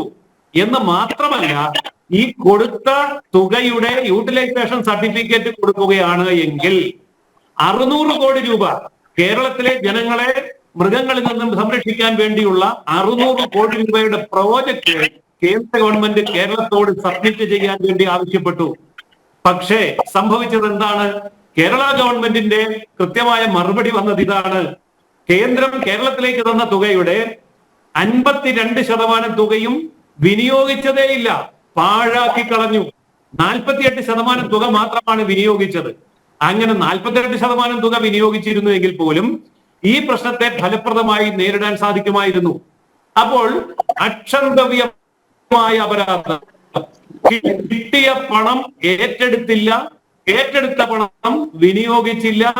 ഇതാണ് ഇവിടെ നടക്കുന്നത്. നമുക്ക് കാര്യങ്ങൾ ചെയ്യാൻ അറിയാൻ വയ്യാഞ്ഞിട്ടല്ല. ഇപ്പോൾ ഒരു മരണം സംഭവിച്ചു കഴിയുമ്പോൾ മന്ത്രി ഓടിയെത്തും. മന്ത്രി ഓടിയെത്തിയിട്ട് പെട്രോളിംഗ് നടത്താൻ പറയും, ഫെൻസിംഗ് ഇടാൻ പറയും, ബൈനോക്കുലർ മേടിക്കാൻ പറയും, അങ്ങനെയുള്ള നിരവധി കാര്യങ്ങൾ പറയും. പക്ഷേ ഇതൊക്കെ നടപ്പാകുന്നുണ്ടോ എന്നുള്ള കാര്യം പിന്നീട് ഇവാലുവേറ്റ് ചെയ്യുന്നില്ല, ഓഡിറ്റ് ചെയ്യുന്നില്ല. അപ്പോൾ ഈ പണമൊക്കെ എവിടെ പോയി? കഴിഞ്ഞ 10 കൊല്ലമായി കൊടുത്ത ഇത്രയും കോടി രൂപ കൃത്യമായി വിനിയോഗിച്ചതിന്റെ യൂട്ടിലൈസേഷൻ സർട്ടിഫിക്കറ്റ് കൊടുത്തിരുന്നെങ്കിൽ 600 കോടി രൂപ മനുഷ്യ സംരക്ഷണത്തിന് വേണ്ടി, വനപാലകർക്ക് വേണ്ടി കൊടുക്കാൻ കേന്ദ്ര ഗവൺമെന്റ് പ്രോജക്റ്റ് ചോദിച്ചപ്പോൾ പ്രോജക്റ്റ് പോലും കൊടുത്തില്ല. അപ്പോൾ 600 കോടി രൂപ അവിടെ പോയി, നമ്മുടെ സംരക്ഷണവും പോയി. ഞാൻ ചോദിക്കുന്നത് ഇതാണ്: കേരളത്തിൽ മാത്രമല്ല വനമുള്ളത്, കേരളത്തിൽ മാത്രമല്ല വന്യമൃഗങ്ങളുള്ളത്, തമിഴ്നാട്ടിലും കർണാടകത്തിലും മറ്റു സംസ്ഥാനങ്ങളിലുമൊക്കെ വനവും വന്യജീവികളും ഉണ്ട്. എന്തുകൊണ്ടാണ് അവിടെ ഇത്തരം പ്രശ്നങ്ങൾ ഉയരാത്തത്? അതിന്റെ കാരണം അവിടെ ഈ കൊടുക്കുന്ന ഫണ്ട് ഫലപ്രദമായി വിനിയോഗിക്കുന്നുണ്ട്. ഏറ്റവും കുറഞ്ഞത് കേരളത്തിലെ വനങ്ങളിൽ നമ്മൾ ഇന്ന് വെച്ച് പിടിപ്പിക്കുന്ന കണിക്കൊന്ന പോലെയുള്ള, സ്വർണ്ണക്കൊന്ന പോലെയുള്ള പ്ലാന്റേഷന് പകരം ആനകൾക്ക് തീറ്റയായിട്ട് ഉപയോഗിക്കാൻ കഴിയുന്ന മുള വെച്ച് പിടിപ്പിച്ചാൽ, പന വെച്ച് പിടിപ്പിച്ചാൽ ആനകൾ തീറ്റ തേടി പുറത്തേക്ക് വരില്ല. അതുപോലെ കടുവകളുടെ വന്യജീവി സങ്കേതത്തിന് ആവശ്യമായ സുരക്ഷ അവർക്ക് കൊടുക്കുകയും ഭക്ഷണത്തിന് ആവശ്യമായ, വെള്ളത്തിന് ആവശ്യമായ സംവിധാനം ചെയ്തു കൊടുക്കുകയും വേണം. തമിഴ്നാട്ടിൽ എന്താ കടുവ പുറത്തിറങ്ങാൻ? ഓരോ വർഷവും ഇതുമായി ബന്ധപ്പെട്ട പഠന റിപ്പോർട്ടുകളെല്ലാം തന്നെ പുറത്തു വരുന്നുണ്ട്. പക്ഷേ പ്രായോഗിക തലത്തിൽ ഇത് എത്തുന്നില്ല എന്ന് മാത്രമാണ്. ശ്രീ എൻ സുഭാഷ് ബാബു, മനുഷ്യ വന്യജീവി സംഘർഷത്തിൽ പതിവ് പോലെ രാഷ്ട്രീയ ആരോപണ പ്രത്യാരോപണങ്ങളൊക്കെ നടക്കുന്നുണ്ട്. പക്ഷേ കഴിഞ്ഞ ദിവസം ഒരു വിചിത്രമായ കാഴ്ച കണ്ടു. അത് ഏറെ വിവാദം ഉണ്ടാക്കിയതുമാണ്. DFO എങ്ങനെയാണ് ഈ നരഭോജി കടുവയെ പിടിക്കുന്നതുമായി ബന്ധപ്പെട്ട കാര്യങ്ങൾ മാധ്യമപ്രവർത്തകർക്ക് മുന്നിൽ വിശദീകരിച്ചപ്പോൾ അവിടുത്തെ SHO അത് ലൈവിനിടയിൽ തന്നെ, തത്സമയ സംപ്രേഷണത്തിനിടയിൽ തന്നെ കയറി വന്ന് തടസ്സപ്പെടുത്തുന്ന ഒരു സാഹചര്യം ഉണ്ടായത് നമ്മൾ കണ്ടതാണ്. ഇവിടെ പോലീസും ഫോറസ്റ്റ് ഡിപ്പാർട്ട്മെന്റും തമ്മിൽ ഏതെങ്കിലും രീതിയിലുള്ള ഒരു ശീതസമരം ഇത്തരം കാര്യങ്ങളിൽ തുടരുന്നുണ്ടോ? അതോ മറ്റ് ഏതെങ്കിലും രീതിയിൽ ഈ തത്സമയ വിവരങ്ങൾ ചോർന്നു കഴിഞ്ഞാൽ അത് തിരച്ചിൽ ഉൾപ്പെടെയുള്ള കാര്യങ്ങളെ ബാധിക്കും എന്നുള്ള അനുമാനത്തിലെത്തിയതാണോ, അതോ ഇത് മുതലെടുക്കാൻ ചിലരെങ്കിലും ശ്രമിക്കും, പ്രത്യേകിച്ച് സാമൂഹ്യ വിരുദ്ധർ എന്നുള്ള രീതിയിൽ മുദ്ര കുത്തപ്പെടുന്നവർ, അവരിതിനെ മുതലെടുക്കാൻ ശ്രമിക്കും എന്നുള്ള ബോധ്യത്തിൽ നിന്നാണോ? എന്താണ് അവിടെ പോലീസും വനംവകുപ്പും തമ്മിൽ സംഭവിച്ചിരിക്കുക? അല്ല, ഫോറസ്റ്റിലെ എല്ലാ കാര്യങ്ങളും നോക്കാനുള്ള പരമാധികാരം ഫോറസ്റ്റ് ഡിപ്പാർട്ട്മെന്റിലെ ഉദ്യോഗസ്ഥനാണ്. അങ്ങനെയുള്ള ഉദ്യോഗസ്ഥർക്ക് വേണ്ട സഹായവും അതുപോലെ തന്നെ ആ ഫോറസ്റ്റിനോട് ചേർന്ന് കിടക്കുന്ന മനുഷ്യവാസമുള്ള സ്ഥലങ്ങളിലെ മനുഷ്യര് ഉണ്ടാക്കപ്പെട്ട കൃഷിയും അവരുടെ ജീവനും സ്വത്തിനും സംരക്ഷണം നൽകുക എന്നുള്ളതിന് പോലീസിന് വേണ്ട സംരക്ഷണം കൊടുക്കുക എന്നുള്ളതാണ് പ്രധാനപ്പെട്ട ഘടകം. ശ്രീ PS സോമനാഥൻ, ഈ മനുഷ്യ വന്യജീവി സംഘർഷം കുറച്ചു കാലങ്ങളായി നടക്കുന്നതാണ്. ഇതിൽ രാഷ്ട്രീയമായ ആരോപണ പ്രത്യാരോപണങ്ങളൊക്കെ ഒരു ഭാഗത്ത് ഉയരുന്നുണ്ട്. എങ്ങനെ വന്യജീവി ശല്യം ജനവാസ മേഖലയിൽ കുറയ്ക്കാം എന്നത് അനുസരിച്ച് പരിസ്ഥിതി പ്രവർത്തകരടക്കം പഠന റിപ്പോർട്ടുകൾ സമർപ്പിക്കുന്നുണ്ട്. കേന്ദ്രത്തെ പഴിചാരുന്ന മനോഭാവം സംസ്ഥാന സർക്കാർ തുടരുന്നുണ്ട്. പക്ഷേ ഇതിനൊക്കെ ഒരു ശാശ്വത പരിഹാരം സാധാരണക്കാരായാലും സാധാരണക്കാരായവരാണ്. അവർക്ക് ഈ രാഷ്ട്രീയമോ പഠന റിപ്പോർട്ടോ ഒന്നും വശമില്ല. അവർക്ക് ജീവനാണ് വില. ആ ജീവന് വേണ്ടിയാണ് അവർ കേഴുന്നതും പിന്നീട് പ്രതിഷേധം അറിയിക്കുന്നതുമൊക്കെ. എന്തായാലും ഇതിനൊരു ശാശ്വത പരിഹാരം കണ്ടേ മതിയാകൂ എന്നുള്ള നിലയിലെത്തുമ്പോൾ ഏത് രീതിയിലുള്ള ഏകോപനമാണ് ഇനിയെങ്കിലും വേണ്ടത്? കേൾക്കാമോ? ഞാനൊരു യാത്രയിലാണ്, അതുകൊണ്ട് കേൾക്കാം. ഓക്കെ. ഇതിനെ സംബന്ധിച്ച് ഒരു ഗ്രൗണ്ട് റിയാലിറ്റി ഉണ്ട്. ഗ്രൗണ്ട് റിയാലിറ്റി എന്ന് പറയുന്നത് ഇപ്പോൾ പഠന റിപ്പോർട്ടുകളും വനംവകുപ്പ് ഉദ്യോഗസ്ഥന്മാർ, ഉന്നത ഉദ്യോഗസ്ഥന്മാർ തയ്യാറാക്കുന്ന റിപ്പോർട്ടുകളും പലപ്പോഴും യാഥാർത്ഥ്യവുമായി വളരെ അകലെയാണ്. എന്ന് വെച്ച് കഴിഞ്ഞാൽ ഗ്രൗണ്ട് റിയാലിറ്റി ഒരു വന്യമൃഗ ശല്യം ഇപ്പൊ കേരളത്തിലെ എല്ലാ സ്ഥലങ്ങളിലും വന്യമൃഗ ശല്യമുള്ള എല്ലാ സ്ഥലങ്ങളിലും ഏറെക്കുറെ സമാനതകൾ ഉണ്ടെങ്കിലും എല്ലാം ഒരുപോലെയല്ല. ഓരോ സ്ഥലത്തിനും ഓരോ പ്രത്യേകതകളുണ്ട്. അപ്പൊ അതാത് പ്രദേശത്തെ പ്രാദേശികമായ പ്രത്യേകതകളും മറ്റ് സാഹചര്യങ്ങളും വിലയിരുത്തിക്കൊണ്ട് ഇതിന്റെ വിക്ടിംസ് ആകുന്ന ആളുകളുടെ അനുഭവങ്ങളുടെ പശ്ചാത്തലത്തിൽ ഇതിനൊരു പരിഹാരം മാർഗം നിർദ്ദേശിക്കുകയും പരിഹാരം ഉണ്ടാക്കുകയും ചെയ്താൽ ഒരു പരിധി വരെ ഇതിനൊക്കെ സൊല്യൂഷൻ ഉണ്ട്. ഞാനൊരു എക്സാമ്പിൾ പറയാം. അതായത് ഈ ഇടുക്കി ജില്ലയില് കട്ടപ്പനയ്ക്കടുത്ത് കാഞ്ചിയാർ എന്ന് പറയുന്ന ഒരു ഗ്രാമപഞ്ചായത്തില് ഇടുക്കി വൈൽഡ് ലൈഫ് സാഞ്ചുറിയുടെ അതിർത്തിയിലുള്ള ഒരു പ്രദേശമാണ്. കഴിഞ്ഞ വർഷം ജൂൺ മാസം, അത് വർഷങ്ങൾക്ക് മുൻപ് അവിടെ കുടിയേറിയിട്ടുള്ള ആളുകളാണ്. ഒരു 10-30 വർഷം മുൻപൊക്കെ അവിടെ വന്യജീവി ശല്യം ഉള്ളതായിട്ടൊക്കെ പൂർവികരിൽ നിന്ന് പറഞ്ഞു കേട്ടിട്ടുണ്ട്. പക്ഷെ സമീപകാലത്തൊന്നും അവിടെ വന്യമൃഗങ്ങളുടെ ആക്രമണം, കാട്ടുപന്നി അതുപോലുള്ളതൊക്കെ ഉണ്ടെങ്കിൽ ആനയുടെ ശല്യം ഉണ്ടായിട്ടില്ലായിരുന്നു. പക്ഷെ കഴിഞ്ഞ വർഷം ജൂൺ മാസത്തിൽ വളരെ പെട്ടെന്ന് ഒരു 2-3 ദിവസം തുടർച്ചയായിട്ട് അവിടെ കാട്ടാന കൂപ്പിൽ നിന്ന് ഇറങ്ങി വരുന്ന സാഹചര്യം ഉണ്ടായി. അപ്പോൾ ആ നാട്ടിലെ ആളുകള് തെരുവിലിറങ്ങി പ്രതിഷേധിക്കാനൊന്നും പോയില്ല. അവർ നേരെ വനംവകുപ്പ് ഉദ്യോഗസ്ഥരെ സമീപിച്ച് അവിടുത്തെ കൺസെന്റ് DFOയ്ക്ക് ഒരു അപേക്ഷ സമർപ്പിച്ചു. ഇതുപോലെ ആനയുടെ ശല്യമുണ്ട്, അതൊന്ന് പരിഹരിച്ചു തന്നു. വനംവകുപ്പിന്റെ മെല്ലപ്പോക്ക് നയം അതാണ് എല്ലായിടത്തെയും പ്രശ്നം. അതാണ് ഞാൻ അതിന്റെ ഒരു ഉദാഹരണമായിട്ട് ഇത് പറഞ്ഞു വരുന്നത്. അപ്പോ ആ നാട്ടിലെ ജനങ്ങൾ, ആ വാർഡിലെ ജനങ്ങൾ, ഒരു വാർഡ് പഞ്ചായത്ത് മെമ്പറിന്റെ നേതൃത്വത്തിൽ ആ വാർഡിലുള്ള ഒരു വനിതാ ജനപ്രതിനിധി ആ വാർഡ് എന്നെ പ്രതിനിധീകരിക്കുന്നത്, അവരുടെ നേതൃത്വത്തിൽ ആ വാർഡിലുള്ള ആളുകളെ വിളിച്ചു കൂട്ടി അവരെല്ലാവരും കൂടി സഹകരിച്ചപ്പോൾ 2 കിലോമീറ്റർ ദൈർഘ്യമുള്ള ഒരു കിടങ്ങ് നിർമ്മിക്കാൻ സാധിച്ചു. ഏതാണ്ട് ഒരു 10-15 ദിവസം കൊണ്ട് നാട്ടുകാരുടെ ശ്രമഫലമായിട്ട് ഒരു കിടങ്ങ് നിർമ്മിച്ചു. ആ കിടങ്ങ് നിർമ്മിച്ച് അവിടുത്തെ ആനശല്യം ശാശ്വതമായി പരിഹരിച്ചു. പക്ഷെ ഇതിനിടയിൽ വനംവകുപ്പ് ഇതിന്റെ ഒരു പാർട്ടായി. അവർ പറഞ്ഞു ഈ പ്രശ്നം പരിഹരിക്കുന്ന, അതായത് കിടങ്ങ് നിർമ്മിക്കുന്നതിനുള്ള സാമ്പത്തിക സഹായം ചെയ്യാവുന്ന, വർഷം 1 കഴിയാൻ പോകുന്നു, നയാ പൈസയുടെ സഹായം ചെയ്തിട്ടില്ല. ഈ സ്ഥാനത്ത് ജനങ്ങളുടെ ആവശ്യം പരിഗണിച്ച് ഞങ്ങൾ അവിടെ കിടങ്ങ് നിർമ്മിക്കാമെന്ന് വനംവകുപ്പ് ആയിരുന്നു നാട്ടുകാർക്ക് ഉറപ്പ് കൊടുക്കുന്നെങ്കിൽ ഇന്നും അവിടെ കിടങ്ങ് യാഥാർത്ഥ്യമാകാൻ പോകുന്നില്ല. ആനശല്യം വീണ്ടും അവിടെ അനുസ്യൂതം തുടർന്നുകൊണ്ടിരിക്കുകയായിരുന്നു. അപ്പൊ ഞാൻ പറഞ്ഞത്, പ്രാദേശികമായി ഇതിന് എന്ത് പരിഹാരമാണ് വേണ്ടത്? ട്രഞ്ച്, അതാ കിടങ്ങ് കൊണ്ട് പരിഹരിക്കാവുന്നിടത്ത് കിടങ്ങ് വേണം, ഫെൻസിങ് കൊണ്ട് പരിഹരിക്കാവുന്നിടത്ത് ഫെൻസിങ് വേണം. ഇത് പ്രായോഗികതയൊന്നും പരിശോധിക്കാതെ വനംവകുപ്പിലെ ചില ഉന്നത ഉദ്യോഗസ്ഥരുടെ സ്വാർത്ഥ താല്പര്യങ്ങൾക്കനുസരിച്ച് വന്യജീവി ശല്യത്തെ കൈകാര്യം ചെയ്യാൻ എടുക്കുന്ന അല്ലെങ്കിൽ അതിന്റെ ഒരു ഉദാസീനതയും തന്നെ അതിനെ പറയേണ്ടിയിരിക്കുന്നു.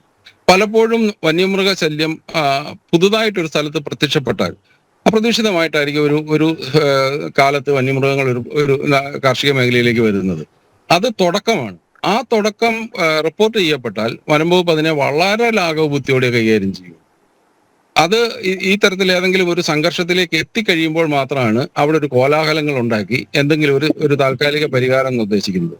അല്ലെങ്കിൽ ഒരു സൂചന കിട്ടുമ്പോൾ തന്നെ പഴയതിൽ നിന്ന് ഏതാണ്ട് ഒരു 10-30 വർഷം ഹൈറേഞ്ച് മേഖലയിലൊക്കെ ജനവാസം തുടങ്ങുന്ന കാലഘട്ടത്തിൽ വന്യമൃഗങ്ങളും മനുഷ്യനുമായിട്ട് വളരെയേറെ സംഘർഷത്തിൽ കഴിഞ്ഞ വന്യമൃഗങ്ങളെ തുരത്തി ഓടിച്ചിട്ടൊക്കെ തന്നെ കൃഷി ചെയ്ത ഒരു പ്രദേശമാണ്. കരയിൽ നെല്ല് കൃഷി ചെയ്ത് അവിടുത്തെ ആളുകൾ, അതായത് ഗ്രോമോർ ഫുഡിന്റെ ഒക്കെ ഭാഗമായിട്ട് കരയിൽ നെല്ല് കൃഷി ചെയ്തിട്ടാണ് ഹൈറേഞ്ചിൽ ജനവാസം തുടങ്ങുന്നത്. ആ നെൽകൃഷിയോടുണ്ടാകുന്ന ആനയുടെയും മറ്റു വന്യമൃഗങ്ങളുടെ ശല്യം എത്രമാത്രം ഉണ്ടാവും. അന്ന് അതിനെ പ്രതിരോധിച്ച ആളുകളുടെ പിന്മുറക്കാരും അവരുടെ പിന്മുറക്കാരുമാണ് ഇന്ന് ഹൈറേഞ്ചിൽ ജീവിക്കുന്നത്. അവർക്ക് വന്യമൃഗങ്ങളെ പ്രതിരോധിക്കാൻ അറിയാം. പക്ഷെ വനം വകുപ്പിന്റെ ഒരു ഉദാസീനതയും ഫലപ്രദമായ ഇടപെടൽ ഇല്ലാതെ വരികയും ചെയ്യുന്നത് കൊണ്ടാണ് ഇത് വളരെയേറെ സങ്കീർണമാകുന്നത്. സങ്കീർണമായതിനു ശേഷം പരിഹരിക്കാൻ ശ്രമിക്കുമ്പോൾ അതിൽ ഒരുപാട് രാഷ്ട്രീയ താല്പര്യങ്ങളും മറ്റു പല സ്വാർത്ഥ താല്പര്യങ്ങളും ഇതിനിടയിൽ കുത്തിത്തിരുകി പ്രശ്നങ്ങൾ ഉണ്ടാക്കുന്നത് കൊണ്ടാണ് ഇത് അനിശ്ചിതമായി നീണ്ടുപോകുന്നത്.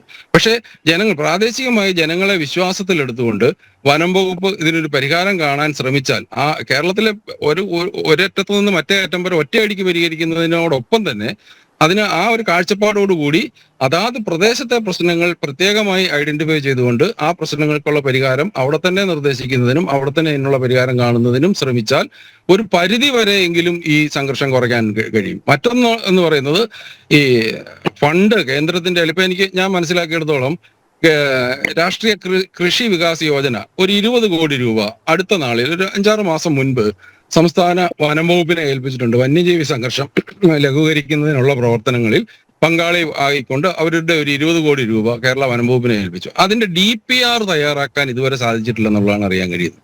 ഇത്രമേൽ സെൻസിറ്റീവായ ഒരു ഇഷ്യൂവില് DPR തയ്യാറാക്കുന്നതിന് ഇതാണ് കാലതാമസമെങ്കിൽ ആ DPR തയ്യാറാക്കി കഴിഞ്ഞാൽ അതിന്റെ ടെൻഡർ എടുക്കുന്ന കാര്യത്തിലും ടെൻഡർ എടുക്കുന്ന കരാറുകാർ അത് സമയബന്ധിതമായി നടപ്പിലാക്കുന്ന കാര്യത്തിലും ഒക്കെ വല്ലാത്ത ഒരു എഴച്ചിലാണ്, ലാഘവമാണ്. ഇനി വേറൊരു കാര്യം പറയാം. ഈ പെരിയാർ ടൈഗർ റിസർവ് പങ്കാളിത്ത വനപരിപാലനത്തിന് ഇന്ത്യയിലെ ഏറ്റവും വലിയ മോഡലാണ് പെരിയാർ ടൈഗർ റിസർവ്. അതായത് വനാതിർത്തിയിൽ താമസിക്കുന്ന ആളുകളെ വിശ്വാസത്തിലെടുത്തുകൊണ്ട്, ജനങ്ങളെ വിശ്വാസത്തിലെടുത്തുകൊണ്ട് അവരുടെ കൂടി പങ്കാളിത്തത്തോടു കൂടി വനപരിപാലനം, വന്യജീവി സംരക്ഷണം നടപ്പിലാക്കി രാജ്യത്തിനും ലോകത്തിനും മാതൃക കാണിച്ചതാണ് പെരിയാർ ടൈഗർ റിസർവ്. ആ പെരിയാർ ടൈഗർ റിസർവിന്റെ അതിർത്തി ഗ്രാമങ്ങളിൽ ഇന്ന് വന്യജീവികളുടെ ഉപദ്രവം കാരണം ജനങ്ങൾക്ക് ജീവിക്കാൻ മേലാത്ത ചുറ്റുപാടുണ്ടാവുമ്പോൾ ജനങ്ങളെ ശത്രുക്കളായി കാണുന്ന സമീപനമാണ് വനം വകുപ്പ് സ്വീകരിക്കുന്നത്. കേരളത്തിന്റെ ഏതാണ്ട് 30% അല്ലെങ്കിൽ 1/3 ഭാഗം വനമാണ്.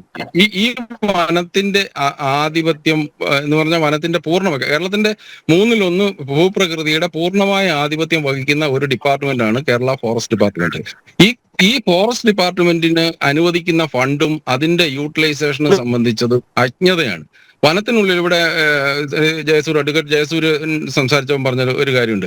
ഈ വന്യമൃഗങ്ങൾക്ക് വനത്തിനുള്ളിൽ തന്നെ തീറ്റയും വെള്ളവും ലഭ്യമാക്കുന്നതിന് കാലാകാലങ്ങളിൽ ഫണ്ട് അനുവദിക്കുന്നുണ്ട്. ഈ ഫണ്ട് യൂട്ടിലൈസ് ചെയ്യുന്നുണ്ടോ, അത് ഫലപ്രദമായി വിനിയോഗിക്കുന്നുണ്ടോ എന്ന കാര്യം ആർക്കും അറിയില്ല. ഇപ്പൊ നമുക്ക് വിവരാവകാശ നിയമത്തിൽ അപേക്ഷ കൊടുത്താൽ എങ്ങോട്ടേക്ക് ഒഴുകുന്നു എന്നുള്ളത് ശ്രീ സുഭാഷ് ബാബു, നേരത്തെ നമ്മൾ സംസാരിച്ചു തുടങ്ങിയപ്പോൾ സാങ്കേതിക തടസ്സം നേരിട്ടിരുന്നു. ഈ വകുപ്പുകൾ തമ്മിലുള്ള ചേരിപ്പോര് അല്ലെങ്കിൽ ഏകോപനം ഇല്ലായ്മ, അതിനെക്കുറിച്ചാണ് നമ്മൾ പറഞ്ഞത്. കാരണം DFOയെ തടസ്സപ്പെടുത്തുന്ന തരത്തിലേക്ക് പോലീസ് ഉദ്യോഗസ്ഥന് നീങ്ങാൻ കഴിയുന്നതെങ്കിൽ അതെന്തുകൊണ്ടാണ് എന്നുള്ളത്.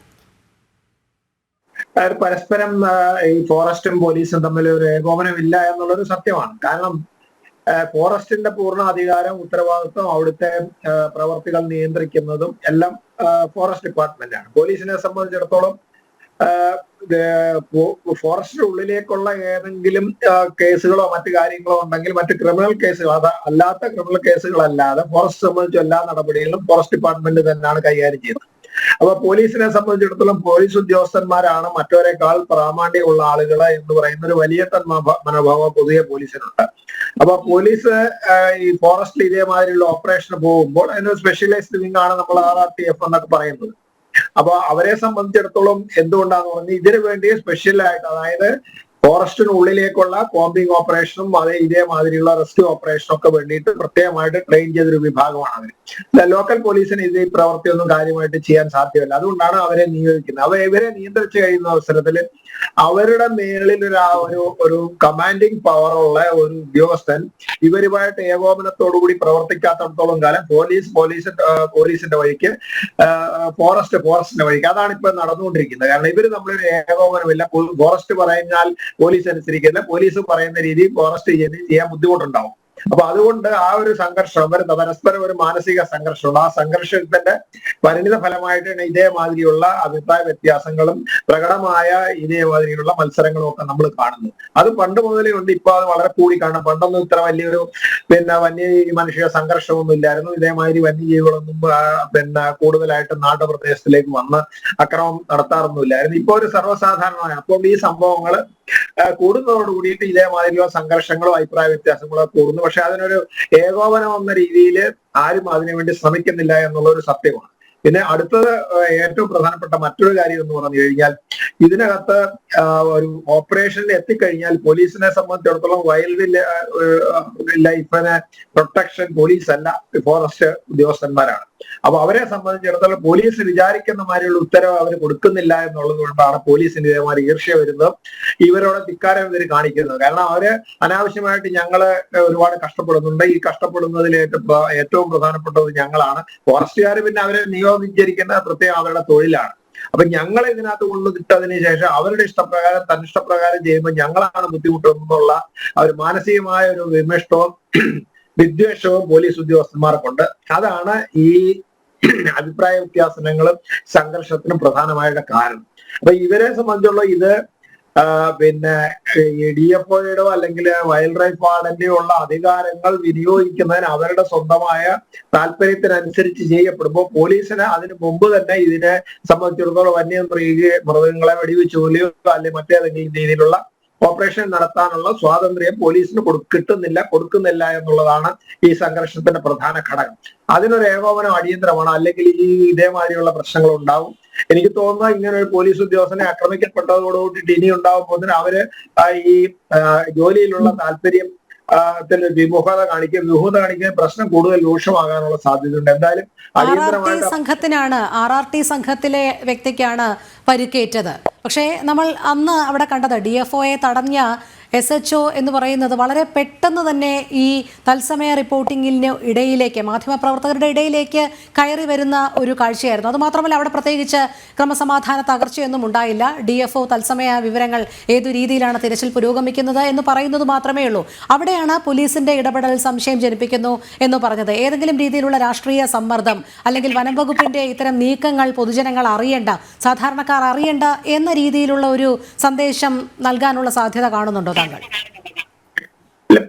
ഇത് പൊതുജനങ്ങൾ അറിഞ്ഞുകൊണ്ട് പ്രശ്നമൊന്നുമില്ലല്ലോ. കാരണം ഇത് കള്ളനെ പിടിക്കാൻ പോകുന്ന മാതിരിയല്ലോ. ഈ വന്യമൃഗങ്ങളി അക്രമകാരികളായ വന്യമൃഗങ്ങളൊന്നും ഇതേമാതിരി ഒരു പത്രക്കാരുമായിട്ട് ഇതേ വിവരങ്ങൾ കൈമാറിയത് കൊണ്ടോ അല്ലെ ഒരു പ്രസ് കോൺഫറൻസ് നടത്തുന്നത് കൊണ്ടോ ഒന്നും അവരറിയാൻ പോകുന്നില്ല.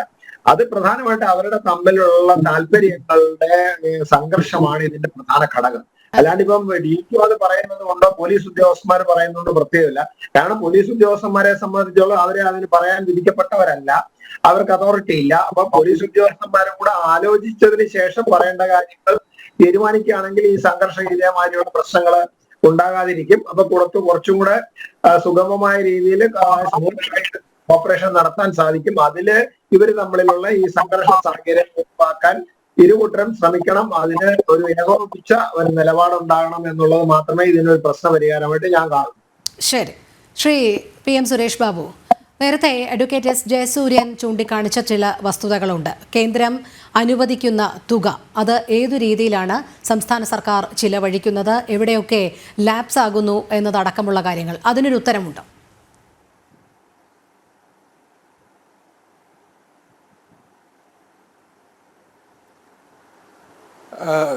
സംസ്ഥാന സർക്കാരിന് വേണ്ടി അല്ലെങ്കിൽ സംസ്ഥാനത്തിലേക്ക് കേന്ദ്ര ഗവൺമെൻറ് അനുവദിച്ചിട്ടുള്ള തുക എവിടെയും ലാപ്സ് ആയിട്ടില്ല. അത് വ്യക്തമായിട്ട് പറയാൻ കഴിയാം. പക്ഷേ ഈ നടപടിക്രമങ്ങളെക്കുറിച്ച് അദ്ദേഹം മനസ്സിലാക്കേണ്ടുന്നൊരു വിഷയമല്ല, നമ്മുടെ നാട്ടിലെ ജനങ്ങൾ മനസ്സിലാക്കേണ്ട ഒരു വിഷയമുണ്ട്. ഈ പറഞ്ഞ 48% സ്പെൻഡ് ചെയ്തു എന്ന് പറഞ്ഞാൽ ബാക്കി 52% അൺസ്പെൻഡ് എന്നാണ് രേഖകളിൽ എഴുതുക. അൺസ്പെൻഡ് എന്ന് പറഞ്ഞാൽ അതെടുത്ത് ആർക്കും പറയാം ഇത് ചെലവഴിച്ചിട്ടില്ല എന്ന്. പക്ഷെ അത് ബില്ല് കൊടുത്തിട്ടില്ല എന്ന് മാത്രമേ അതിനകത്തുള്ളൂ. ബില്ല് കൊടുക്കാതിരിക്കുക. ബില്ല് കൊടുക്കാതിരിക്കുന്നത് എന്താ? ഒരു പക്ഷേ പണി പൂർണ്ണമായും പൂർത്തിയായിട്ടുണ്ടാവില്ല. പൂർത്തിയായിട്ടുണ്ടെങ്കിൽ തന്നെ ബില്ല് എഴുതേണ്ടുന്ന ഉദ്യോഗസ്ഥൻ അത് എഴുതിയിട്ടുണ്ടാവില്ല.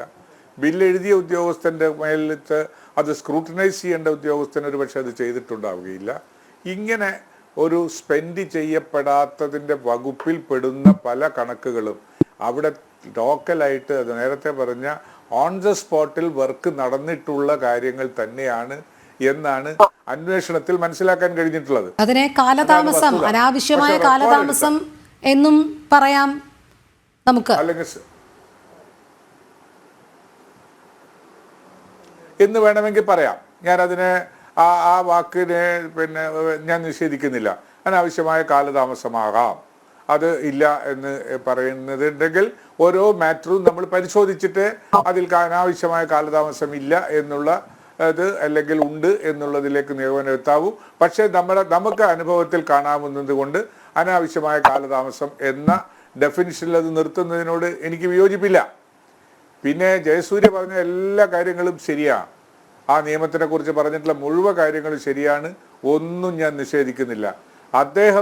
അദ്ദേഹത്തിന്റെ താല്പര്യത്തിനനുസരിച്ചിട്ടുള്ള വകുപ്പുകളും പാരഗ്രാഫും മാത്രമേ കണ്ടിട്ടുള്ളൂ എന്നത് മാത്രമാണ് ഒരു വസ്തുത.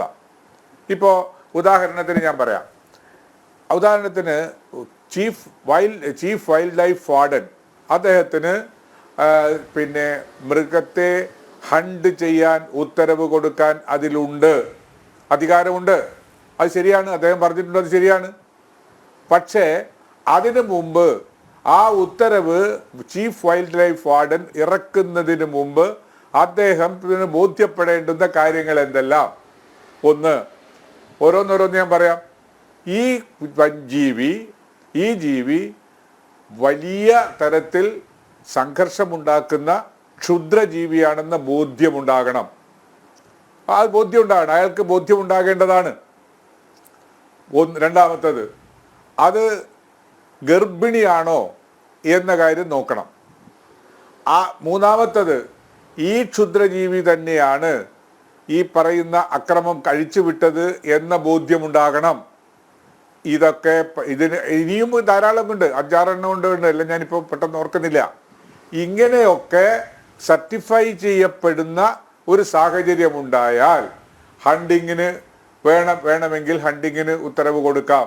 ഈ ഒരു കടുവ വന്ന് അവിടെ നിൽക്കുന്നിടത്ത് തിരുവനന്തപുരത്തിരിക്കുന്ന ചീഫ് വൈൽഡ് ലൈഫ് വാർഡന് ഇവിടെ ഈ കടുവ തന്നെയാണോ നമ്മുടെ ഏതെങ്കിലും കൃഷി നശിപ്പിച്ചത്, അല്ലെങ്കിൽ ഈ കടുവ തന്നെയാണോ ആടിനെ കൊന്നത്, ഈ കടുവ തന്നെയാണോ മനുഷ്യനെ ആക്രമിച്ചത് എന്ന് മനസ്സിലാക്കുവാൻ വലിയ പ്രയാസമുണ്ട്. അത് സാധ്യമല്ല. അതിനൊരു കമ്മിറ്റിയെ വെക്കണം എന്നാണ് പറയുന്നത്. അക്രമമുണ്ടായാൽ ഒരു കമ്മിറ്റി വേണം. ഏതാ കമ്മിറ്റി? ആ കമ്മിറ്റി എന്ന് പറയുന്നത് നാട്ടിലെ ആ പ്രദേശത്തെ ഒരു NGO, ആ പ്രദേശത്തെ പഞ്ചായത്ത് മെമ്പർ, ആ പ്രദേശത്തുള്ള ഒരു ഡോക്ടർ, ആ പ്രദേശത്തുള്ള വനം വകുപ്പിലെ ഒരു ഉദ്യോഗസ്ഥൻ, അങ്ങനെ 5-6 പേരുള്ള ഒരു കമ്മിറ്റി വിളിച്ച്, സ്ഥിരം സമിതിയല്ല കേട്ടോ, പെട്ടെന്ന് ഉണ്ടാക്കേണ്ടുന്ന ഒരു കമ്മിറ്റിയാണ്. സ്ഥിരം സമിതി വെക്കാൻ പറ്റില്ല. കാരണം എവിടെയാണ് ഈ അക്രമം ഉണ്ടായത് എന്ന് ഉണ്ടാവുക എന്ന് ആർക്കും പറയാൻ കഴിയില്ലല്ലോ. അതുകൊണ്ട് അങ്ങനെ ഒരു കമ്മിറ്റി കൂടി, ആ കമ്മിറ്റിയുടെ രൂപപ്പെടുത്തിയ തീരുമാനം ഈ കടുവയെ കൊണ്ടാണ്, ഈ പുലിയെ കൊണ്ടാണ്, ഈ സിംഹത്തെ കൊണ്ടാണ് നമ്മുടെ നാട്ടിൽ ഈ അക്രമം ഉണ്ടായത് എന്ന് സാക്ഷ്യപ്പെടുത്തണം. എന്ന് സാക്ഷ്യപ്പെടുത്തി ചീഫ് വൈൽഡ് ലൈഫിന് CCF മുഖാന്തരമോ മറ്റോ, അതിൻ്റെ ചാനൽ ഏതെങ്ങനെയാണെന്നുള്ളത് കൃത്യമായിട്ട് എനിക്കിപ്പോൾ പറയാൻ പറ്റില്ല, ആ ചാനലിലൂടെ പോയി അങ്ങനെ വന്നാൽ മാത്രമേ ഈ ചീഫ് വൈൽഡ് വാർഡന് ഉത്തരവ് പുറപ്പെടുവിക്കാൻ കഴിയുകയുള്ളൂ. അത് എൻ്റെ ബഹുമാനപ്പെട്ട അഡ്വക്കേറ്റ് ജയസൂര്യ കണ്ടില്ല. ഈ ഉത്തരവിൻ്റെ വകുപ്പ് മാത്രം എടുത്ത് അദ്ദേഹം പറഞ്ഞിരിക്കുകയാണ്, റൈഡർ ക്ലോസുകൾ കാണണമായിരുന്നു. ഞാൻ ഇതുകൊണ്ടൊന്നും ഈ പറയുന്ന എല്ലാ കാര്യങ്ങൾ കൊണ്ടും ഇങ്ങനെ കടുവ മനുഷ്യനെ പിടിക്കുന്നതിനെ ന്യായീകരിക്കുന്ന ഒരാളല്ല. എനിക്ക് ആവർത്തിച്ചത് പറയണം. ഞാൻ അതിനെ ന്യായീകരിക്കുന്ന ആളല്ല. ഇതിനൊക്കെ മറുകളും കണ്ട് അതുകൊണ്ട് ചെറിയ മൃഗങ്ങളെ കാട്ടുപന്നി പോലത്തെ ഉപദ്രവകാരികളെ ഇത്തരം കാര്യങ്ങൾക്ക് വെടിവെച്ച് കൊല്ലുവാൻ ഉത്തരവ് കൊടുക്കാൻ ഈ കേരള സംസ്ഥാന ഗവൺമെന്റാണ്, കേരളത്തിന്റെ വനം വകുപ്പും കേരള ഗവൺമെന്റുമാണ് താഴേട്ട് പഞ്ചായത്ത് ലെവലിലേക്ക് അതിന്റെ അധികാരം ഡെലിഗേറ്റ് ചെയ്തിട്ടുള്ളത്. അത് രേഖകളിലുള്ളതാണ്, അത് നിയമത്തിലുള്ളതാണ്. അങ്ങനെ അത്രത്തോളം ശുഷ്കാന്തിയോടുകൂടി ചെയ്യുന്നത് ഒന്ന് മാത്രം എടുത്ത് കാട്ടി ഈ ഗവൺമെന്റിനെയും ഇതിനെയും വിമർശിക്കുന്നത് യഥാർത്ഥത്തിൽ ഈ പ്രശ്നത്തിന്റെ പരിഹാരത്തിന് വേണ്ടിയുള്ള ഒരു സമീക്ഷയല്ല, മറിച്ച് അവിടെ രാഷ്ട്രീയമാണ് എന്നാണ് എനിക്ക് തോന്നുന്നത്. ഇത്തരം കാര്യങ്ങളിൽ ഇവിടെ ജീവനാണ്, നമുക്കാർക്കും തിരികെ കൊടുക്കാൻ കഴിയാത്ത, ക്ഷമിക്കണം, നമുക്കാർക്കും ഒരു മിനിറ്റ് നമുക്കാർക്കും തിരികെ കൊടുക്കാൻ കഴിയാത്ത ഒരു ജീവനാണ് നഷ്ടപ്പെടുന്നത്. ആ ജീവൻ നഷ്ടപ്പെടുന്നിടത്ത് രാഷ്ട്രീയത്തെക്കാൾ ഉപരി അതിനോടുള്ള സഹതാപമാണ് ഉണ്ടാവേണ്ടത് എന്ന ആ ഒരു സബ്മിഷൻ നിങ്ങളുടെ മുമ്പിൽ അവതരിപ്പിച്ചുകൊണ്ടാണ് ഞാൻ നിർത്തുന്നത്. ശ്രീ PM സുരേഷ് ബാബു, അതോടൊപ്പം ഒരു ചോദ്യം കൂടി. ഇതൊക്കെ സാങ്കേതികത്വമാണ്. ചാടി വീഴുന്ന കടുവയും ചവിട്ടിക്കൊല്ലുന്ന കാട്ടാനയ്ക്കുമൊക്കെ മുന്നിൽ ഈ സാധാരണക്കാരായവർ എന്ത് ചെയ്യുമെന്നുള്ള ചോദ്യമാണ് അവരുയർത്തുന്നത്. ഇത് തടയുന്നതിന് വേണ്ടി ഒരു അടിയന്തര യോഗത്തിനും സാധിക്കാൻ കഴിയാത്ത കാര്യക്ഷമമായ പ്രവൃത്തി വനം വകുപ്പിന് കഴിയുമല്ലോ. കാലാകാലങ്ങളായി അത് എന്തുകൊണ്ട് ചെയ്തു തീർക്കുന്നില്ല?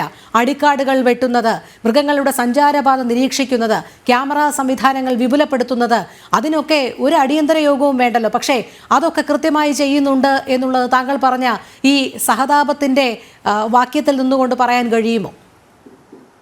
തീർച്ചയായിട്ടും ഇത് ഈ പറഞ്ഞ പിന്നെ ഇപ്പോൾ നിങ്ങൾ പറഞ്ഞ ഒരു കാര്യങ്ങളും ഈ അക്രമത്തിലെ കാട്ടാനയുടെ ഒരു തരത്തിലുള്ള സംഹാരതാണ്ഡവമോ അല്ലെങ്കിൽ പുലിയുടെ സംഹാരതാണ്ഡവമോ ഒന്നും തടയാൻ പ്രാപ്തമായിട്ടുള്ള കാര്യങ്ങളല്ല. ഇതൊക്കെ നിരീക്ഷിക്കാം, ക്യാമറ വെക്കാം.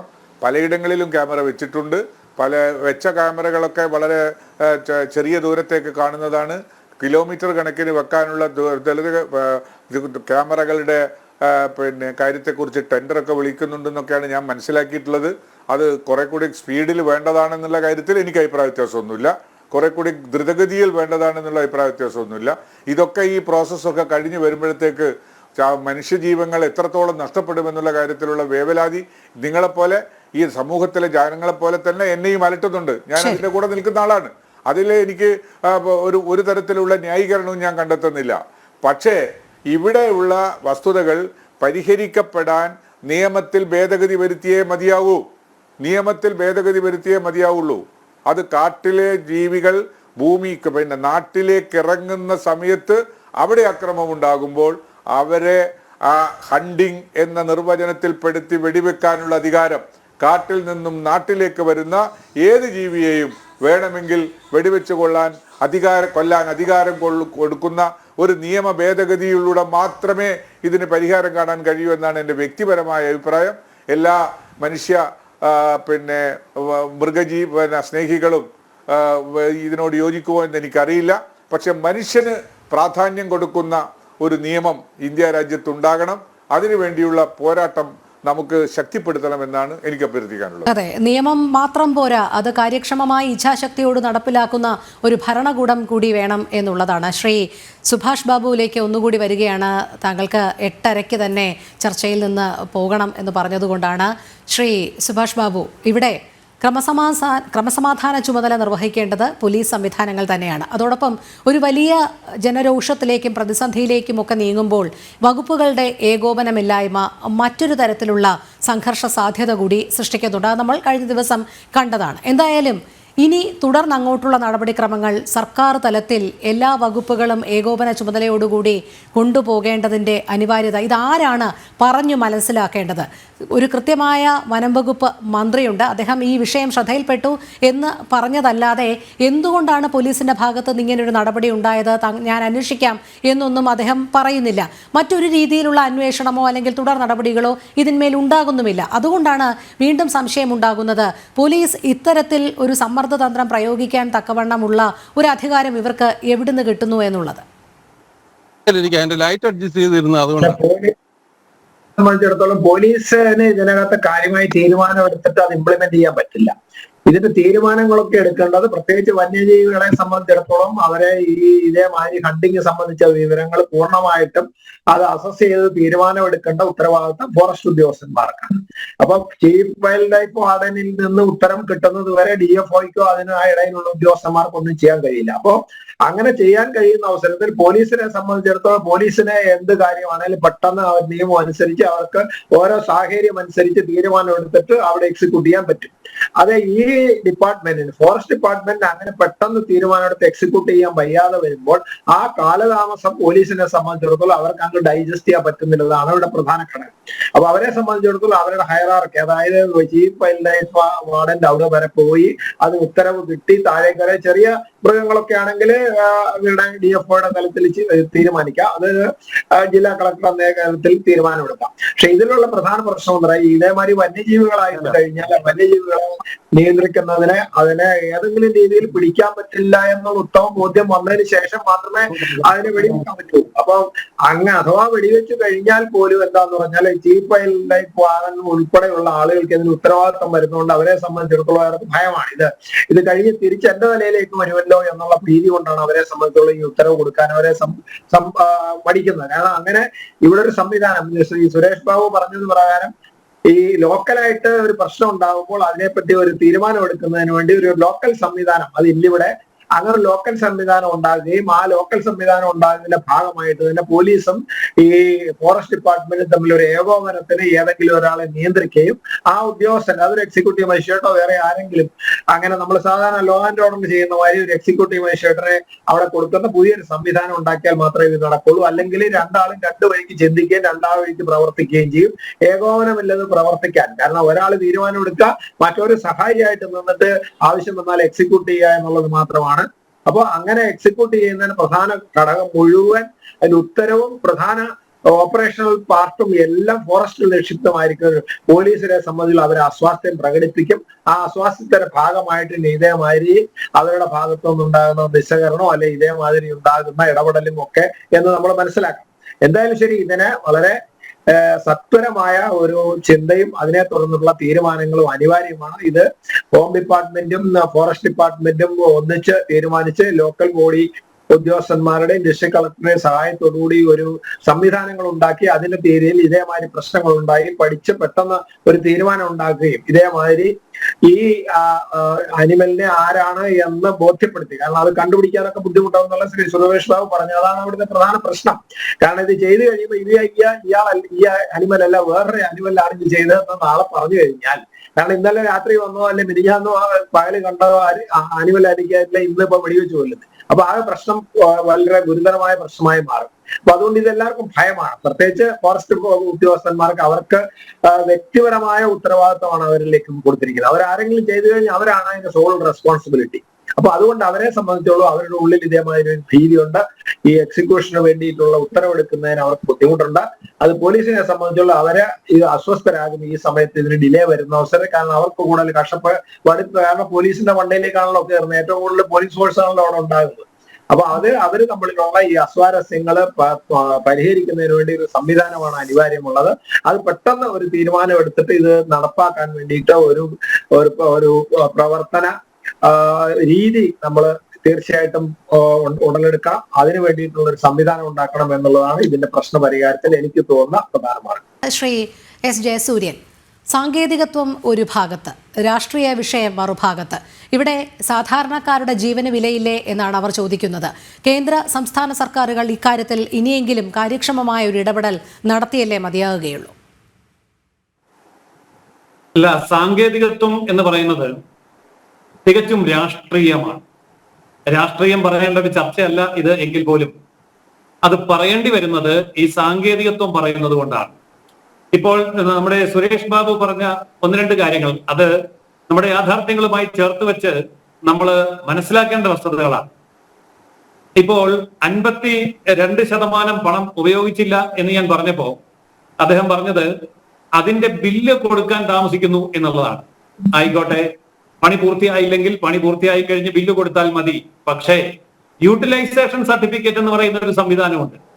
അതനുസരിച്ച് അറ്റ് പ്രസന്റ് യൂട്ടിലൈസേഷൻ എവിടെ വരെ ആയി എന്നുള്ളതിന്റെ സർട്ടിഫിക്കറ്റ്, അതിന്റെ ഒരു സ്റ്റേറ്റ്മെന്റ് പണം വാങ്ങിച്ച കേന്ദ്ര ഗവൺമെന്റിന് കൊടുക്കാൻ സംസ്ഥാന ഗവൺമെന്റ് ബാധ്യസ്ഥമാണ്. അപ്പോൾ പിന്നെ ആ പ്രശ്നം പരിഹരിച്ചു. പക്ഷെ അതുപോലും കൊടുക്കുന്നില്ല എന്നാണ് സത്യം. അത് ആ ഒരു വിഷയം അവിടെ നിൽക്കട്ടെ. മറ്റൊരു കാര്യം പറഞ്ഞത്, ഒരു മൃഗത്തെ വെടിവെച്ച് കൊല്ലുന്നതിനെ സംബന്ധിച്ചുള്ള പ്രശ്നങ്ങൾ ഞാൻ പരിശോധിച്ചില്ല എന്നുള്ളതാണ്. ഞാൻ അതും പരിശോധിച്ചു. ഞാൻ ഈ ആക്ട് മുഴുവൻ വായിച്ച് നോക്കിയിട്ടാണ് ഈ ചർച്ചയിൽ വന്നിരിക്കുന്നത്.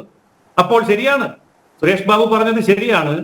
ഒരു മൃഗത്തെ വെടിവെച്ച് കൊല്ലണമെങ്കിൽ അതിനു മുമ്പ് പല കാര്യങ്ങളും വലിയ നടപടിക്രമങ്ങളിലൂടെ കടന്നു പോകേണ്ടതുണ്ട്. പക്ഷെ അത് ഇദ്ദേഹം പറയുന്നത് പോലെ സങ്കീർണമല്ല എന്ന് ഞാൻ പറയട്ടെ. ഇപ്പോൾ ഒരു കടുവയുടെ എണ്ണം എടുക്കുന്നത്, പുലിയുടെ എണ്ണം എടുക്കുന്നത്, അല്ലെങ്കിൽ ആനയുടെ എണ്ണം എടുക്കുന്നത് എങ്ങനെയാണ്? അതിനെ തൊട്ടെണ്ണി നോക്കിയിട്ടല്ല, അതിന്റെ കാൽപ്പാടുകൾ നിരീക്ഷിച്ചുകൊണ്ട് അതിന് എത്ര പ്രായമുണ്ടെന്നും അത് എങ്ങോട്ട് എവിടുന്ന് സഞ്ചരിക്കുന്നുവെന്നും എല്ലാ കാര്യങ്ങളും കണ്ടുപിടിക്കാനുള്ള സാങ്കേതിക വിദ്യകൾ പഠിച്ച് പാസ്സായവരാണ് വനം വകുപ്പിലിരിക്കുന്നത്. അതിനവർക്ക് പരിശീലനവും കൊടുക്കുന്നുണ്ട്. അങ്ങനെയാണ് കടുവയുടെയും പുലിയുടെയും ആനയുടെയും സിംഹത്തിന്റെയും എല്ലാം എണ്ണമെടുക്കുന്നത്. അപ്പോൾ ഈ സാങ്കേതിക വിദ്യകൾ അവർക്ക് ഉപയോഗിക്കാം. അത് മാത്രമല്ല, ആധുനികമായിട്ടുള്ള കാര്യങ്ങൾ ഉപയോഗിക്കാൻ വേണ്ടി കേന്ദ്ര ഗവൺമെന്റ് പറയുന്നുണ്ട്. ക്യാമറ ഉപയോഗിക്കണം, ഡ്രോൺ ഉപയോഗിക്കണം, കിടങ്ങണ്ടടുത്ത് കിടങ്ങ് കുഴിക്കണം, വൈദ്യുത വേലി വേണം, ദൂരദർശിനി വേണം. ഇതിനൊക്കെ അപ്പുറം ഇലക്ട്രോണിക് ചിപ്പുകൾ ഘടിപ്പിക്കാം. ഇലക്ട്രോണിക് ചിപ്പുകൾ ഘടിപ്പിച്ച കോളറുകൾ ധരിപ്പിക്കാം. മയക്കുപെടി വെച്ച് വീഴിച്ച് കോളറിട്ട് ഈ ഇങ്ങനെയുള്ള അപകടകാരികളായ മൃഗങ്ങളെ വനത്തിലേക്ക് തന്നെ വിടാം. അപ്പോൾ അവരുടെ സഞ്ചാരപഥവും അവരുടെ രോഗവിവരവും, അവർക്ക് പരിക്ക് പറ്റിയിട്ടുണ്ടോ, ഗർഭിണിയാണോ, ഇങ്ങനെയുള്ള എല്ലാ കാര്യങ്ങളും ഈ ചിപ്പിലൂടെ കണ്ടെത്താനുള്ള സാങ്കേതിക വിദ്യ നമ്മുടെ രാജ്യത്തുണ്ട്. അതെല്ലാം കൊടുക്കാനുള്ള, അതെല്ലാം ഉപയോഗിക്കാനുള്ള പണം കേരളത്തിന് കൊടുക്കുന്നുണ്ട്.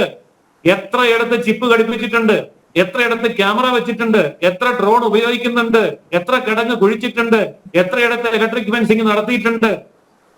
എങ്ങനെയുള്ള റിപ്പോർട്ട് കൊടുക്കാൻ പറയുമ്പം റിപ്പോർട്ടില്ല. എന്തുകൊണ്ട് റിപ്പോർട്ടില്ല? ഇതൊന്നും ചെയ്തിട്ടില്ല. അതുകൊണ്ട് ഇത് കമ്മിറ്റി കൂടി ഗർഭിണിയാണോ എന്ന് നോക്കേണ്ട കാര്യമൊന്നുമില്ല. അതിനുള്ള സാങ്കേതിക വിദ്യ കേന്ദ്ര ഗവൺമെന്റ് ഇങ്ങോട്ട് കൊടുക്കുന്നുണ്ട്. അത് ഉപയോഗിച്ചാൽ മാത്രം മതി. അപ്പോൾ എല്ലാം പറഞ്ഞ് അവസാനം കൊണ്ടുവന്ന് കേന്ദ്ര നിയമത്തിന്റെ പ്രശ്നമാണ് എന്ന് കേന്ദ്രത്തിന്റെ തലയിൽ വെക്കുമ്പോൾ ഇത്തരം ചില കാര്യങ്ങളുണ്ട്. ഞാൻ ഈ പറഞ്ഞതൊക്കെ തെറ്റാണ് എന്നുണ്ടെങ്കിൽ ഒറ്റ ചോദ്യം ഞാൻ ചോദിക്കുന്നു. കേരളത്തിന് പുറത്ത് വനങ്ങളുണ്ട്, വന്യജീവികളുണ്ട്. മറ്റ് സംസ്ഥാനങ്ങളിലും വനങ്ങളും വന്യജീവികളും ഉണ്ട്. അവിടുത്തെ വനങ്ങളിൽ നിന്ന് വന്യജീവികൾ ഇറങ്ങി ഇതുപോലെ മനുഷ്യനെ പിടിച്ചു തിന്നുന്നില്ലല്ലോ, ചവിട്ടി കൊല്ലുന്നില്ലല്ലോ. അപ്പോൾ അവിടെയൊക്കെ കാര്യക്ഷമമായിട്ട് പ്രവർത്തിക്കുന്ന സംസ്ഥാന ഗവൺമെന്റുകളുണ്ട്. ഇവിടുത്തെ സംസ്ഥാന ഗവൺമെന്റ് ഈ പറയുന്ന ഫണ്ട് വനം കൊള്ളയേക്കാൾ വലിയ കൊള്ളയായിട്ട് നടത്തുകയാണ്. കാരണം മൃഗങ്ങൾക്ക് പരാതിയില്ലല്ലോ.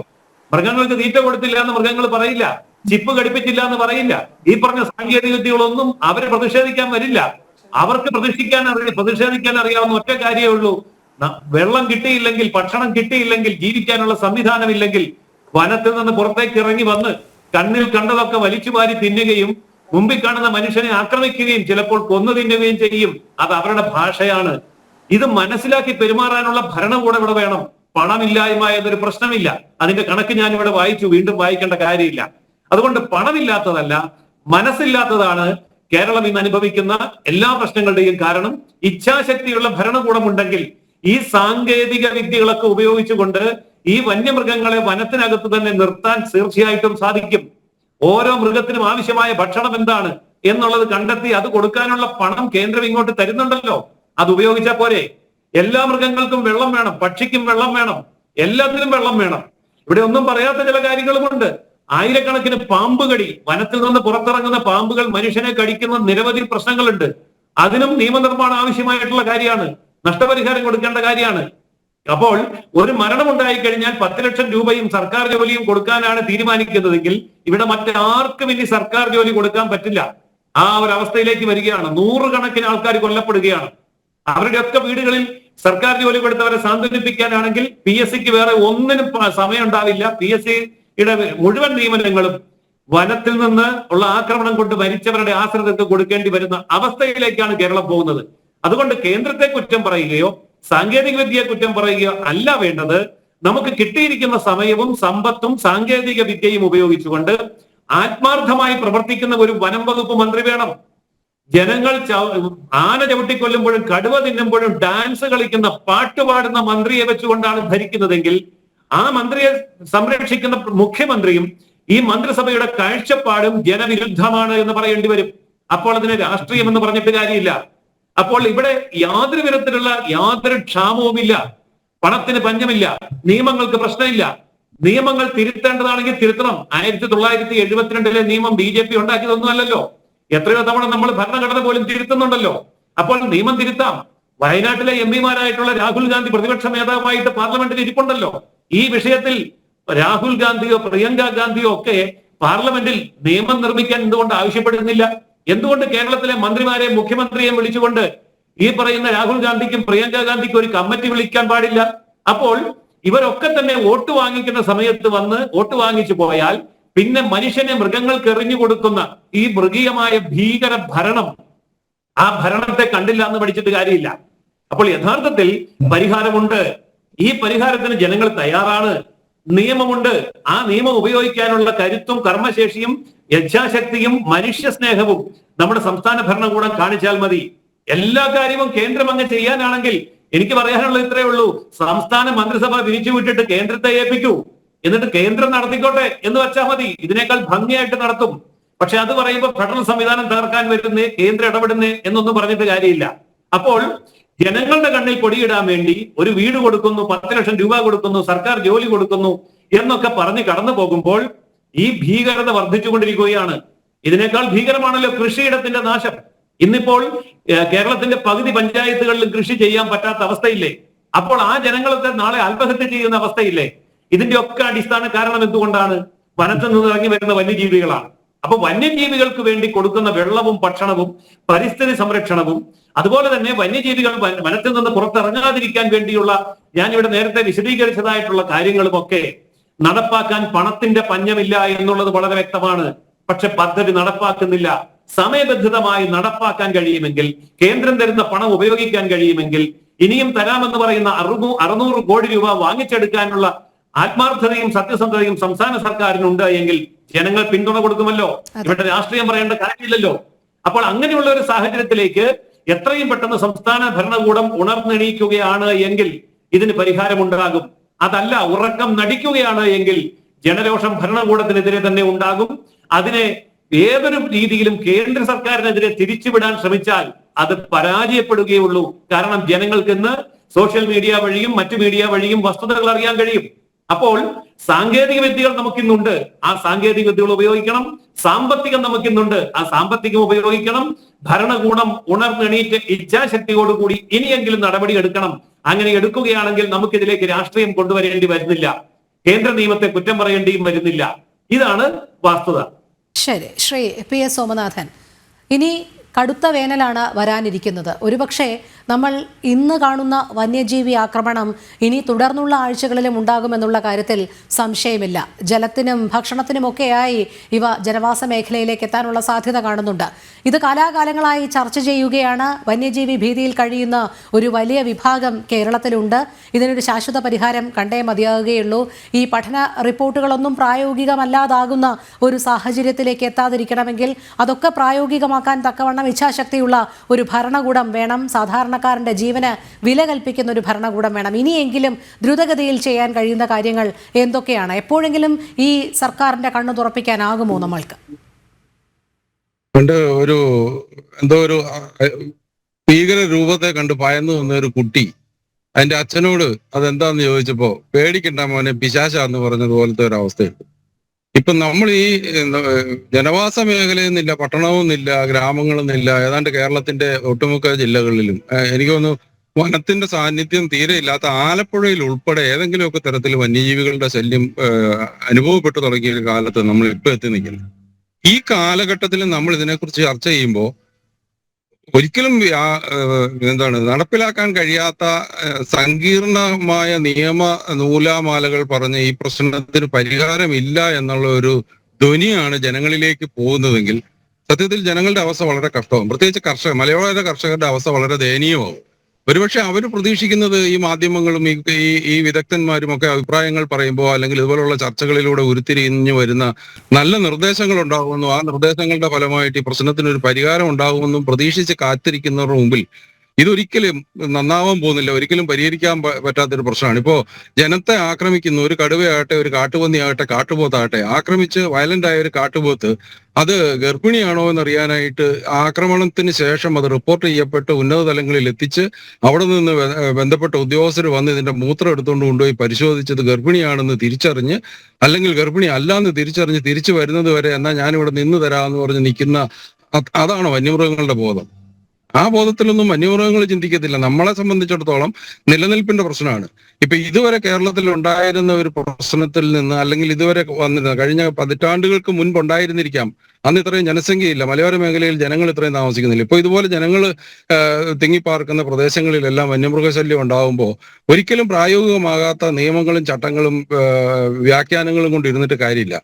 ഇനി ഇതിനെ എങ്ങനെ പ്രായോഗികമായിട്ട് നമുക്ക് നേരിടാം? ഇപ്പോൾ സമീപകാലത്ത് കോവിഡ് ബാധിച്ചപ്പോൾ അതിന് മുൻപ് വരെ ഉണ്ടായിരുന്ന ആരോഗ്യ മേഖലയിൽ ഉണ്ടായിരുന്ന പ്രോട്ടോക്കോളുകൾ പലതും മാറ്റി എഴുതിയിട്ട് ഒരു മഹാമാരിയെ നേരിടുന്നതിന് വേണ്ടിയിട്ട് പുതിയ ഒരു സമീപനം സ്വീകരിച്ചപ്പോഴാണ് കേരളത്തിന്റെ എല്ലാ ലോകത്തിന് മുഴുവൻ, പ്രത്യേകിച്ച് കേരളത്തിലും ഈ കോവിഡിനെ ഫലപ്രദമായി നേരിടാൻ സാധിച്ചത്. അതുപോലെ തന്നെ ഒരു വലിയ പ്രശ്നമാണിത്. ജനങ്ങളുടെ ജീവനും സ്വത്തിനും എന്ന് മാത്രമല്ല, കാർഷിക മേഖല തകർന്ന് തരിപ്പണമായിക്കൊണ്ടിരിക്കുകയാണ്. ഇപ്പൊ ഇവിടെ നമ്മൾ പിന്നെ ആനയുടെയും കാട്ടുപോത്തിന്റെയും കടുവയുടെയും ഒക്കെ കാര്യം പറഞ്ഞ് വളരെ നിസ്സാരമെന്ന് പറയാവുന്ന കുരങ്ങിന്റെ ശല്യം വളരെ രൂക്ഷമാണ്. കാർഷിക വിളകൾ നശിപ്പിക്കുന്നതിൽ കുരങ്ങിന്റെ പങ്ക് വളരെ വലുതാണ്. മലയെണ്ണാൻ കാഴ്ചക്കൊക്കെ വളരെ മനോഹരമാണ്, പക്ഷെ മലയെണ്ണാന്റെ ഉപദ്രവം നാളികേരം കൃഷി ചെയ്യുന്നവർക്കറിയാം, തെങ്ങ് കൃഷിക്കാർക്കറിയാം. ഈ മലയോര മേഖലയിലെ തെങ്ങുകളിൽ ഒന്നും വെള്ളക്കേക്ക് മുകളിലേക്ക് നാളികേരം പിടിക്കില്ല, അപ്പൊ തന്നെ അത് മലയെണ്ണാൻ നശിപ്പിക്കും. ഈ രീതിയിൽ ഏതെല്ലാം തരത്തിൽ കാർഷിക വിളകൾ നശിപ്പിക്കാവോ അങ്ങനെയെല്ലാം നശിപ്പിക്കുന്നതിന് ഓരോ തരം വന്യമൃഗങ്ങളുണ്ട്. മയില്, നമ്മുടെ ദേശീയ പക്ഷിയായ മയില്, കാഴ്ചയിൽ എന്ത് സുന്ദരമാണ്.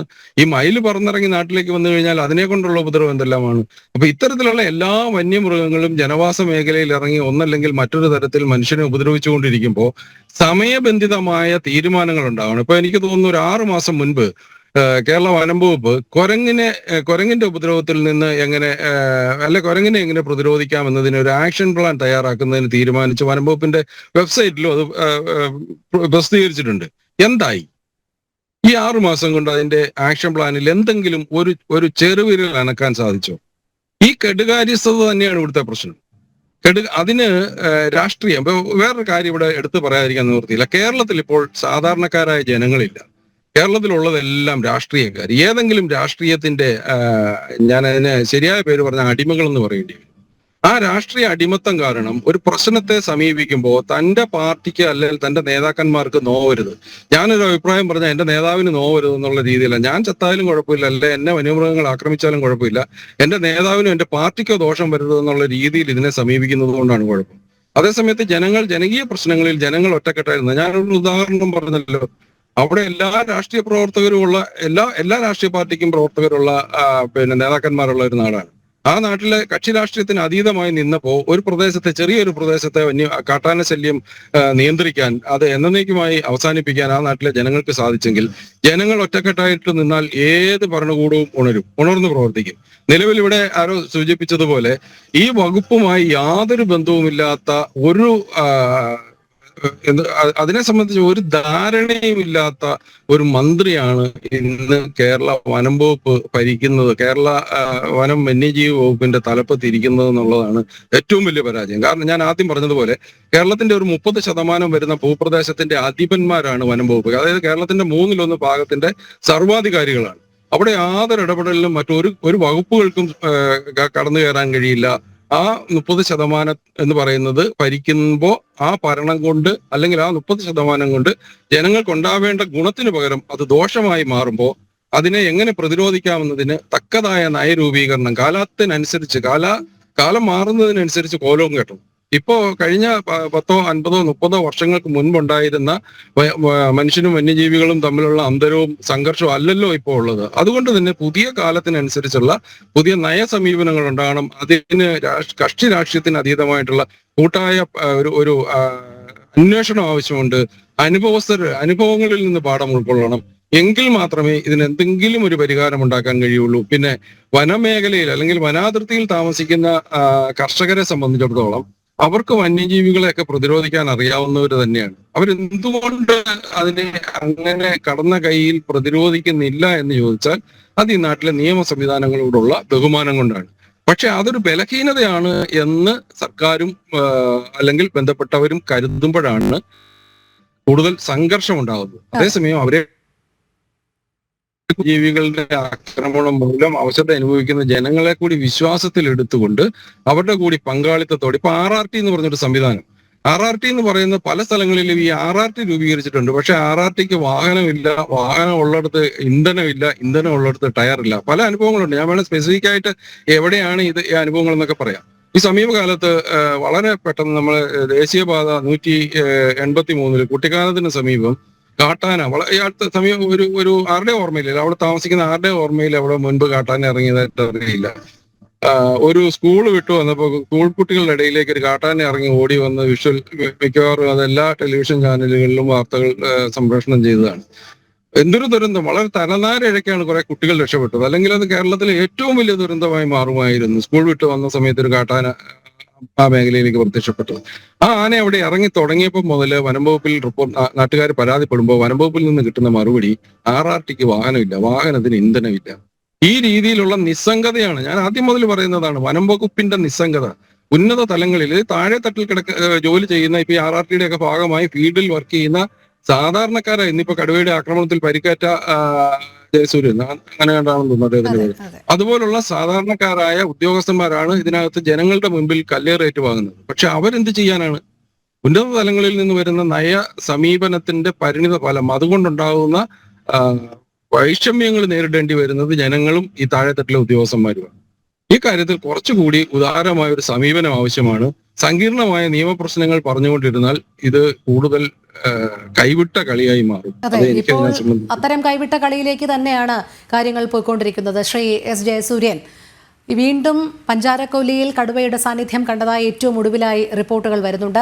നാളെ രാവിലെ 6 മണി മുതൽ 48 മണിക്കൂർ കർഫ്യൂ പ്രഖ്യാപിച്ചിട്ടുണ്ട്. കഴിഞ്ഞ 2 ദിവസങ്ങൾക്ക് മുൻപ് നമ്മൾ കണ്ടതാണ് മലപ്പുറത്ത് ജനവാസ മേഖലയിലെ ഒരു കിണറ്റിൽ കാട്ടാന പതിച്ചതിനെ തുടർന്ന് അവിടെ നിരോധനാജ്ഞ പ്രഖ്യാപിക്കേണ്ട സാഹചര്യം വരെ ഉരുത്തിരിയുകയുണ്ടായി. വലിയ രീതിയിലുള്ള ഒരു ക്രമസമാധാന തകർച്ചയിലേക്ക് കൂടി കേരളം നീങ്ങിക്കൊണ്ടിരിക്കുകയാണ്. കാരണം ആളുകൾ ഇപ്പോൾ പഴയതുപോലെയല്ല, അങ്ങേയറ്റം പ്രകോപിതരാകുന്നുണ്ട്. ഇത്തരത്തിൽ തുടർ ആക്രമണങ്ങളിൽ അവർ വല്ലാത്ത ആശങ്കയുണ്ടാകുന്നുണ്ട്. ആ ആശങ്ക പ്രതിഷേധമായി ഉയരുന്നുണ്ട്. ഒരുപക്ഷെ അവരിനി അത് ഏതു രീതിയിലാണ് പ്രതികരിക്കുക എന്നുള്ളതും പറയാൻ കഴിയാത്ത സാഹചര്യം. ഇന്ന് വനംവകുപ്പ് മന്ത്രി അവിടേക്ക് എത്തിയപ്പോൾ പോലീസ് പെടാപ്പാടുപെടുന്ന കാഴ്ച നമ്മൾ കണ്ടതാണ്. ഒരു വലിയ പോലീസ് സന്നാഹം ഉണ്ടായിരുന്നില്ല എങ്കിൽ വലിയൊരു ക്രമസമാധാന തകർച്ചയിലേക്ക് പോലും കാര്യങ്ങൾ എത്തുന്ന ഒരു സാഹചര്യം ഉണ്ടാകുമായിരുന്നു. എന്തായാലും കേരളം ഇപ്പോൾ അത്തരമൊരു സാഹചര്യത്തിലേക്ക് നീങ്ങിക്കൊണ്ടിരിക്കുമ്പോൾ ഇതിലൊരു സമവായത്തിലെത്തിയേ മതിയാകുകയുള്ളൂ. രാഷ്ട്രീയ ആരോപണങ്ങൾക്കൊന്നും ഇവിടെ ന്യായീകരണമില്ല. എത്രയും പെട്ടെന്ന് ഒരു സൊല്യൂഷനിലേക്ക് എത്തേണ്ടത് അനിവാര്യമാണ്. അതുകൊണ്ട് തന്നെ ഇനി തുടർ നടപടികൾ സംസ്ഥാന സർക്കാർ എങ്ങനെയാണ് സ്വീകരിക്കേണ്ടതെന്നാണ് താങ്കൾ കരുതുന്നത്? പ്രധാനമായിട്ടും ദക്ഷിണേന്ത്യൻ സംസ്ഥാനങ്ങൾ, അതായത് നമ്മുടെ വനം എന്ന് പറയുന്നതിന് മനുഷ്യന് അതിർത്തി ഉണ്ടെങ്കിലും മൃഗങ്ങൾക്ക് അതിർത്തിയില്ല. ഇപ്പൊ കേരളത്തിലെ മൃഗങ്ങൾ കർണാടകത്തിലെയും തമിഴ്നാട്ടിലെയും വനങ്ങളിലേക്ക് പോകുന്നുണ്ട്, ഇങ്ങോട്ടും വരുന്നുണ്ട്. അതുകൊണ്ട് ഇക്കാര്യത്തിൽ ദക്ഷിണേന്ത്യൻ സംസ്ഥാനങ്ങളുടെ ഒരു യോഗം വിളിക്കുകയുണ്ടായി. കേന്ദ്ര ഗവൺമെന്റ് മുൻകൈ എടുത്തുകൊണ്ട് ഈ പ്രശ്നം പരിഹരിക്കുന്നതിന് വേണ്ടി സംയുക്തമായി ദക്ഷിണേന്ത്യൻ സംസ്ഥാനങ്ങളുടെ ഒരു യോഗം വിളിച്ചു. കേരളത്തിലെ പല രാഷ്ട്രീയ പാർട്ടികളും അത് ബഹിഷ്കരിക്കുകയാണ് ഉണ്ടായത്. ആ യോഗത്തിന് പോലും പോയില്ല. ഞാൻ പേരെടുത്ത് പറയാം, UDF ഐക്യജനാധിപത്യ മുന്നണി പ്രതിനിധികളെ അയച്ചില്ല എന്ന് പറയുമ്പോൾ എത്രമാത്രം ലാഘവത്വത്തോടു കൂടിയാണ് ഈ കാര്യം കാണുന്നത്. അതുകൊണ്ട് ദക്ഷിണേന്ത്യൻ സംസ്ഥാനങ്ങളുടെ ഏകോപന സമിതിയെ വിളിച്ചു കൂട്ടുമ്പോൾ കേന്ദ്ര ഗവൺമെന്റ് അതിന് മുൻകൈ എടുത്തു കഴിഞ്ഞു. അങ്ങനെ ഒന്നിച്ചിരുന്നു കൊണ്ട് ഈ പറയുന്ന സംസ്ഥാനങ്ങളെല്ലാം കൂടി ഇതിനൊരു മാസ്റ്റർ പ്ലാൻ തയ്യാറാക്കണം. അങ്ങനെ മാസ്റ്റർ പ്ലാൻ തയ്യാറാക്കുമ്പോൾ തീർച്ചയായിട്ടും മൃഗങ്ങൾക്ക് അവരുടെ പ്രാഥമികമായിട്ടുള്ള ആവശ്യങ്ങൾ അംഗീകരിച്ചു കൊടുക്കാൻ തയ്യാറാവണം. അതായത് വനത്തിനകത്ത് വെള്ളം, അവിടെ കുളം കുഴിച്ചിട്ടും ടാങ്കുകൾ നിർമ്മിച്ചിട്ടും വെള്ളം എത്തിച്ചു കൊടുത്താൽ കുടിവെള്ളം കിട്ടാത്ത പ്രശ്നത്തിന് മൃഗങ്ങൾ പുറത്തേക്ക് വരില്ല. അതുപോലെ ആനയുടെ ഭക്ഷണം, അതുപോലെ പന്നിയുടെ ഭക്ഷണം, കടുവയുടെ ഭക്ഷണം, ഇതുപോലെ ഓരോന്നിന്റെയും ഭക്ഷണങ്ങൾ ഈ വനത്തിനകത്ത് തന്നെ ലഭ്യമായിരുന്ന കാലത്ത് ഇവരാരും പുറത്തിറങ്ങി വന്നിട്ടില്ല. കാരണം മനസ്സോടുകൂടി അല്ല അവർ പുറത്തേക്ക് ഇറങ്ങുന്നത്. നമ്മൾ ഓർക്കണം, നമ്മൾ വന്യമൃഗങ്ങളെ ഭയപ്പെടുന്ന പോലെ തന്നെ വന്യമൃഗങ്ങൾ മനുഷ്യനെ ഭയപ്പെടുന്നുണ്ട്. പക്ഷെ വിശന്നിട്ട് നിൽക്കാൻ വയ്യെങ്കിൽ, ദാഹിച്ചിട്ട് നിൽക്കാൻ വയ്യെങ്കിൽ ചുട്ടുപൊള്ളുന്ന ഒരവസ്ഥയിൽ അവിടെ കഴിയാൻ വയ്യെങ്കിൽ പുറത്തിറങ്ങാതെ പറ്റില്ല. ഇപ്പോൾ ശ്രീ സോമനാഥൻ പറഞ്ഞൊരു കാര്യമുണ്ട്, മയിലുകൾ പുറത്തേക്ക് വരുന്നു. മയിലുകൾ പുറത്തു വരുന്നത് എന്തുകൊണ്ടെന്നാൽ ആ വനത്തിനകത്ത് ചൂട് സഹിക്കാൻ വയ്യാനിട്ടാണ്. ചൂട് കൂടുമ്പോൾ മയിൽ അവിടെ നിൽക്കില്ല, ആ സ്ഥലം വിട്ടു പോകും. ഇതുപോലെ ഓരോ വന്യമൃഗങ്ങളും അതിന്റെ ആവാസ വ്യവസ്ഥയിൽ നിന്ന് പുറത്തേക്ക് വരുന്നെങ്കിൽ അതിന്റെ അർത്ഥം അതിന്റെ ആവാസ വ്യവസ്ഥ ആരോ നശിപ്പിച്ചിരിക്കുന്നു എന്നുള്ളതാണ്. ഇവിടെ ആരാ നശിപ്പിക്കുന്നത്? മനുഷ്യനാണ്. കേരളത്തിലെ വനങ്ങളുടെ ഉള്ളിൽ കഞ്ചാവ് കൃഷി ഉണ്ടെന്ന് ആർക്കാ അറിയാൻ വയ്യാത്തത്? കഞ്ചാവ് കൃഷിക്കാരുണ്ട്. കേരളത്തിന്റെ വനത്തിന്റെ ഉള്ളിൽ മാവോയിസ്റ്റുകളും അവരുടെ പരിശീലന കേന്ദ്രങ്ങളും ഉണ്ട്. അത് ആർക്കും അറിയാൻ വയ്യാത്ത കാര്യമല്ല. കേരളത്തിന്റെ വനത്തിന്റെ ഉള്ളിൽ ഇപ്പോഴും രഹസ്യമായിട്ട് ഹണ്ടിങ് നടക്കുന്നുണ്ട്, വേട്ടയാടലുകൾക്ക് പോകുന്നുണ്ട്. പല ടൂറിസ്റ്റ് കേന്ദ്രങ്ങളും റിസോർട്ടുകളും ഒക്കെ അതിനൊക്കെയുള്ള ഒത്താശകളും ചെയ്തു കൊടുക്കുന്നുണ്ട്. ഇതൊക്കെ എല്ലാവർക്കും അറിയാം. പക്ഷെ അവിടെയൊക്കെ നിയമം കണ്ണടച്ചു കൊടുക്കുമ്പോൾ, നടക്കുന്ന കാര്യങ്ങൾ നടന്നോട്ടെ എന്ന് വെക്കുമ്പോൾ വനം വന്യജീവികൾക്ക് അന്യമാവുന്നു. മനുഷ്യൻ വനം കയ്യേറുന്നു. അങ്ങനെ കയ്യേറ്റം ഉണ്ടാകുമ്പോഴാണ് മൃഗങ്ങൾ പുറത്തേക്ക് വരേണ്ടി വരുന്നത്. അതുകൊണ്ട് ആ തരത്തിലുള്ള കാര്യങ്ങളെ ശക്തമായി നിയമം മൂലം നേരിടാൻ സംസ്ഥാനത്ത് പോലീസ് സംവിധാനങ്ങൾ തയ്യാറാകണം, ഫോറസ്റ്റ് സംവിധാനങ്ങൾ തയ്യാറാകണം, തദ്ദേശ ഭരണകൂടങ്ങൾ, ആ പ്രദേശത്തുള്ള പഞ്ചായത്തുകളും അങ്ങനെയുള്ള ഭരണകൂടങ്ങൾ തയ്യാറാവണം. അതുപോലെ കമ്മിറ്റികൾ, ജനകീയ കമ്മിറ്റികളുണ്ട്. ഈ കമ്മിറ്റികൾ നേരത്തെ സോമനാഥൻ സൂചിപ്പിച്ചതുപോലെ രാഷ്ട്രീയക്കാരുടെ മുമ്പിൽ മുട്ടുമടക്കാതെ എന്റെ നേതാവിന് കുഴപ്പം വരുമോ എന്ന് ചിന്തിക്കാതെ എന്റെ കൃഷിക്കും ജീവനും കുഴപ്പം വരുമോ, എന്റെ പാർട്ടിയെക്കുറിച്ചല്ല എന്റെ കൃഷിയെക്കുറിച്ചും കുടുംബത്തെക്കുറിച്ചും എന്റെ ജീവനെക്കുറിച്ചും ചിന്തിക്കുന്ന ഒരവസ്ഥയിലേക്ക് വരണം. അങ്ങനെയുള്ള ഒരു സാമൂഹിക അവബോധം ഉണ്ടാകുമ്പോൾ രാഷ്ട്രീയക്കാരുടെ കള്ളക്കളികൾക്ക് അറുതി വരും. അതുപോലെ തന്നെ ഇവിടുത്തെ ഉദ്യോഗസ്ഥന്മാര് ശമ്പളം മേടിക്കുന്നില്ലേ? ഈ പറയുന്ന വനപാലകരായിട്ടുള്ള ആൾക്കാർ മേടിക്കുന്ന ശമ്പളത്തിനനുസരിച്ച് അവർ വർക്ക് ചെയ്യണം. അവർ വർക്ക് ചെയ്യുന്നില്ല എങ്കിൽ അത് ചെയ്യിപ്പിക്കാൻ വനം വകുപ്പ് മന്ത്രിക്ക് കഴിയണം, മന്ത്രിസഭയ്ക്കും രാഷ്ട്രീയ നേതൃത്വത്തിനും സാധിക്കണം. പിന്നെ പോലീസ് ഇവിടെ ഇടപെട്ടു എന്ന് നേരത്തെ സൂചിപ്പിച്ചല്ലോ. എനിക്കറിയാം എന്താ ഇടപെടാൻ കാരണം. DFO പത്രസമ്മേളനം നടത്തുമ്പോൾ സത്യങ്ങൾ വിളിച്ചു പറഞ്ഞാൽ ഭരണകൂടത്തിന് അത് കൊള്ളും. അതുകൊണ്ട് പോലീസിനെ വിട്ട് അത് തടയുക ചെയ്തത്. അപ്പോ സത്യങ്ങൾ പുറത്തു വരണം. അത് DFO പറഞ്ഞിട്ടാണെങ്കിലും പുറത്തു വരണം. ജനകീയ ചർച്ചയ്ക്ക് വിധേയമാകണം. മാധ്യമങ്ങൾ ഈ വിഷയം ഉയർത്തിപ്പിടിക്കണം. ഇന്നിപ്പോൾ 1.5 മണിക്കൂർ സമയം ജനം TV ഇത് ചർച്ച ചെയ്യുന്നത് പോലെ മറ്റെല്ലാ ചാനലുകളും മറ്റ് പത്രങ്ങളും ഇതൊരു സജീവ ചർച്ചാ വിഷയമാക്കുമ്പോൾ തീർച്ചയായിട്ടും ഇവിടെ ജനങ്ങൾ അവരുടെ ഒപ്പം മാധ്യമങ്ങളും ഉണ്ട് എന്ന് കണ്ടാൽ ഭരണകൂടത്തിന് പിന്നെ നിശബ്ദത പാലിക്കാൻ പറ്റില്ല. ഉദ്യോഗസ്ഥന്മാർക്ക് നിഷ്ക്രിയത പാലിക്കാനും പറ്റില്ല. അതുകൊണ്ട് ഉദ്യോഗസ്ഥന്മാർ വാങ്ങിക്കുന്ന ശമ്പളത്തിനോട് കൂറ് കാണിക്കുകയും അതനുസരിച്ച് പ്രവർത്തിക്കുകയും ചെയ്യുക. ഭരണകൂടം കിട്ടിയ വോട്ടിന് അധികാരം പ്രയോഗിക്കുകയല്ല, ജനങ്ങളെ സേവിക്കുകയാണ് വേണ്ടത് എന്നുള്ള നിലപാടെടുക്കുക. ദക്ഷിണേന്ത്യൻ സംസ്ഥാനങ്ങളുടെ യോജിച്ചുള്ള യോഗം കേന്ദ്രം വിളിച്ചു കൂട്ടുമ്പോൾ എല്ലാ പ്രതിപക്ഷ കക്ഷികളും ഭരണപക്ഷ കക്ഷികളും അതിൽ പങ്കെടുക്കുക. ജനകീയമായിട്ടുള്ള കമ്മിറ്റികൾ ഇത്തരം കാര്യങ്ങളിൽ സോഷ്യൽ ഓഡിറ്റിംഗ് നടത്താൻ ധൈര്യം കാണിക്കണം. ജനകീയ കമ്മിറ്റികളോട് എനിക്കുള്ള അഭ്യർത്ഥന ഇതാണ്. പോലീസ് ഡിപ്പാർട്ട്മെന്റ്, അതല്ലെങ്കിൽ കൃഷി ഡിപ്പാർട്ട്മെന്റ്, വനം ഡിപ്പാർട്ട്മെന്റ്, ഇങ്ങനെയുള്ള നിരവധി ഡിപ്പാർട്ട്മെന്റുകളുടെ സോഷ്യൽ ഓഡിറ്റിംഗ് ഈ പറയുന്ന ജനകീയ സമിതികൾ നടപ്പാക്കുകയും അത് പരസ്യമാക്കുകയും അതിന്റെ മേൽ ചർച്ച നടത്താൻ മാധ്യമങ്ങൾ തയ്യാറാവുകയും ചെയ്യുമ്പോൾ ആരാണ് പ്രതിക്കൂട്ടിലാവുന്നത് എന്നുള്ളത് വളരെ വ്യക്തമാകും. അപ്പോൾ സാങ്കേതികമത്വം പറയാതെ സത്യസന്ധമായ വസ്തുതകളുടെയും റിപ്പോർട്ടുകളുടെയും അടിസ്ഥാനത്തിൽ ഭരണകൂടം എന്ത് നിലപാടെടുക്കുന്നു എന്നുള്ളതിനെ സംബന്ധിച്ച സുതാര്യമായിട്ടുള്ള ഒരു സംശുദ്ധമായിട്ടുള്ള ഒരു ധവളപത്രം ജനങ്ങളുടെ മുമ്പാകെ വെക്കാൻ ഇവിടുത്തെ ഭരണകൂടം തയ്യാറാവുകയാണെങ്കിൽ ജനങ്ങൾ രക്ഷപ്പെടും. അതേപോലെ കിട്ടുന്ന പണം ഉപയോഗിക്കണം എന്നുള്ള കാര്യത്തിൽ ജനങ്ങൾ ഭരണകൂടത്തെ നിർബന്ധിക്കണം. പണമില്ലാത്ത പ്രശ്നം എവിടെയില്ല, നിയമമില്ലാത്ത പ്രശ്നമില്ല. പണവും നിയമവും മനുഷ്യന് വേണ്ടിയും മൃഗങ്ങൾക്ക് വേണ്ടിയും ഒരുപോലെ പ്രയോജനപ്പെടുത്താനുള്ള ഇച്ഛാശക്തിയാണ് ഭരണകൂടത്തിന് വേണ്ടത്. ഇല്ലെങ്കിൽ ആ ഭരണകൂടത്തെ തിരുത്താനുള്ള ഇച്ഛാശക്തിയാണ് പ്രതിപക്ഷത്തിന് വേണ്ടത്.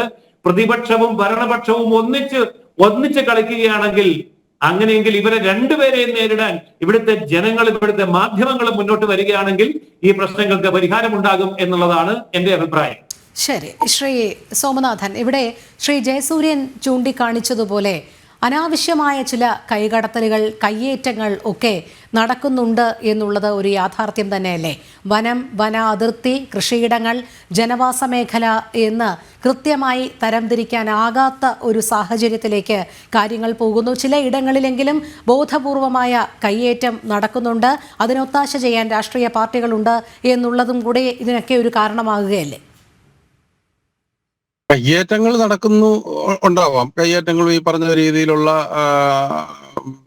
കഞ്ചാവ് കൃഷിയോ അല്ലെങ്കിൽ ഏതെങ്കിലുമൊക്കെ തരത്തിലുള്ള ഇടപെടലുകൾ വനത്തിനുള്ളിൽ ഉണ്ടാവാം. പക്ഷെ ഒരു കാര്യം ഞാൻ പറയാം, ഈ വന്യമൃഗ വേട്ട ഈ വന്യമൃഗ വേട്ട വ്യാപകമായിരുന്ന കാലത്ത് വനാതിർത്തികളിൽ ഒന്നും വന്യമൃഗങ്ങൾ ഉണ്ടായിരുന്നില്ല. വനത്തിൽ പോലും വന്യമൃഗങ്ങൾ ഉണ്ടായിരുന്നില്ല. വനാതിർത്തിയിൽ നിന്ന് കിലോമീറ്ററുകൾ ഉള്ളിലൊക്കെ ആയിരിക്കും വന്യമൃഗങ്ങളുടെ സാന്നിധ്യം. കാരണം അതിനറിയാം പുറത്തേക്ക് വന്നാൽ അതിന് ജീവൻ കിട്ടില്ല, തിരിച്ചുപോക്കുണ്ടാവില്ല എന്നറിയും. ഇപ്പോഴത്തെ അവസ്ഥ എന്താണെന്നറിയാം, ഇപ്പോൾ പലപ്പോഴും ഈ വനത്തിന്റെ ഒരു ആവാസ വ്യവസ്ഥയിൽ ഉണ്ടായിരിക്കുന്ന ഒരു തകരാറുണ്ട്. പുൽമേടുകളും ചോലവനങ്ങളും ചതുപ്പ് നിലങ്ങളും എല്ലാം കൂടി ചേരുന്ന ഒരു ആവാസ വ്യവസ്ഥയുണ്ട്.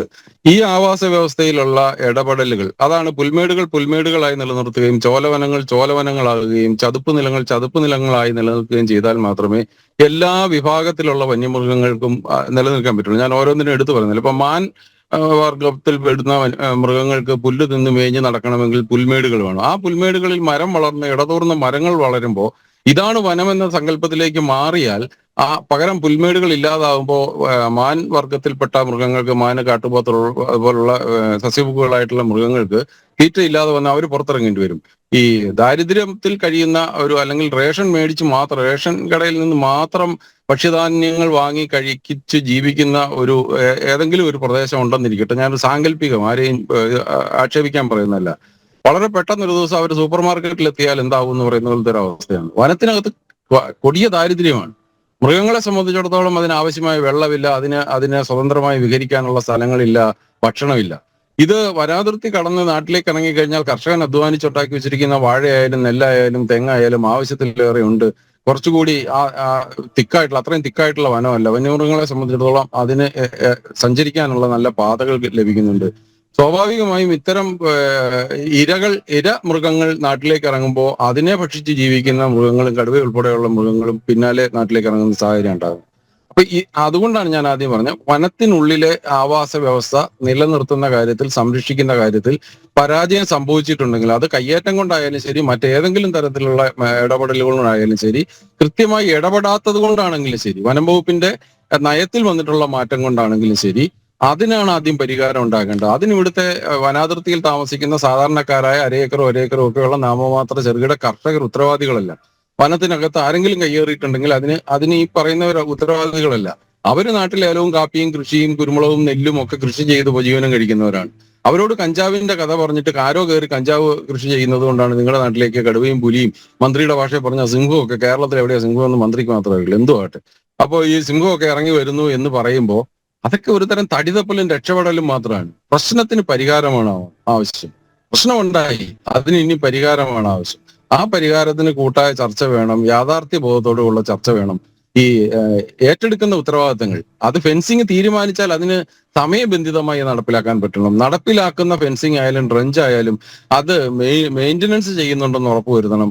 ആ പ്രദേശത്തെ ജനങ്ങളെ വിശ്വാസത്തിലെടുത്താൽ ജനങ്ങൾ തന്നെ അത് മെയിൻ്റനൻസ് ചെയ്ത് നിലനിർത്തും. അതിന്റെ ഗുണഭോക്താക്കളാകേണ്ട ജനങ്ങൾ തന്നെ വിശ്വാസത്തിലെടുത്താൽ അവർ തന്നെ അതിനകത്ത് മുൻകൈ എടുത്ത് ജനകീയ കമ്മിറ്റികൾ, അങ്ങനെ ഈ ജനകീയാസൂത്രണം തുടങ്ങി 30 വർഷമായല്ലോ. പല പദ്ധതികളും ജനങ്ങളുടെ പങ്കാളിത്തത്തോടു കൂടി നടപ്പിലാക്കി വിജയിപ്പിച്ച നാടാണല്ലോ കേരളം. എന്തുകൊണ്ട് ഈ കാര്യത്തിൽ മാത്രം സാധിക്കുന്നില്ല? തീർച്ചയായും ഈ കാര്യത്തിൽ ഇന്നലെ വരെ നമ്മൾ പിന്തുടർന്നു വരുന്ന കീഴ്വഴക്കങ്ങളല്ല, ഇനി പുതിയ നയ സമീപനമാണ്, പുതിയ പ്രോട്ടോകോളാണ്, പുതിയ അനുഭവങ്ങളുടെ പശ്ചാത്തലത്തിൽ നിന്നുകൊണ്ടുള്ള പാഠമാണ് ആവശ്യം. അതെ, നമ്മുടെ ചർച്ചയുടെ സമയം ഇവിടെ പൂർണ്ണമാവുകയാണ്.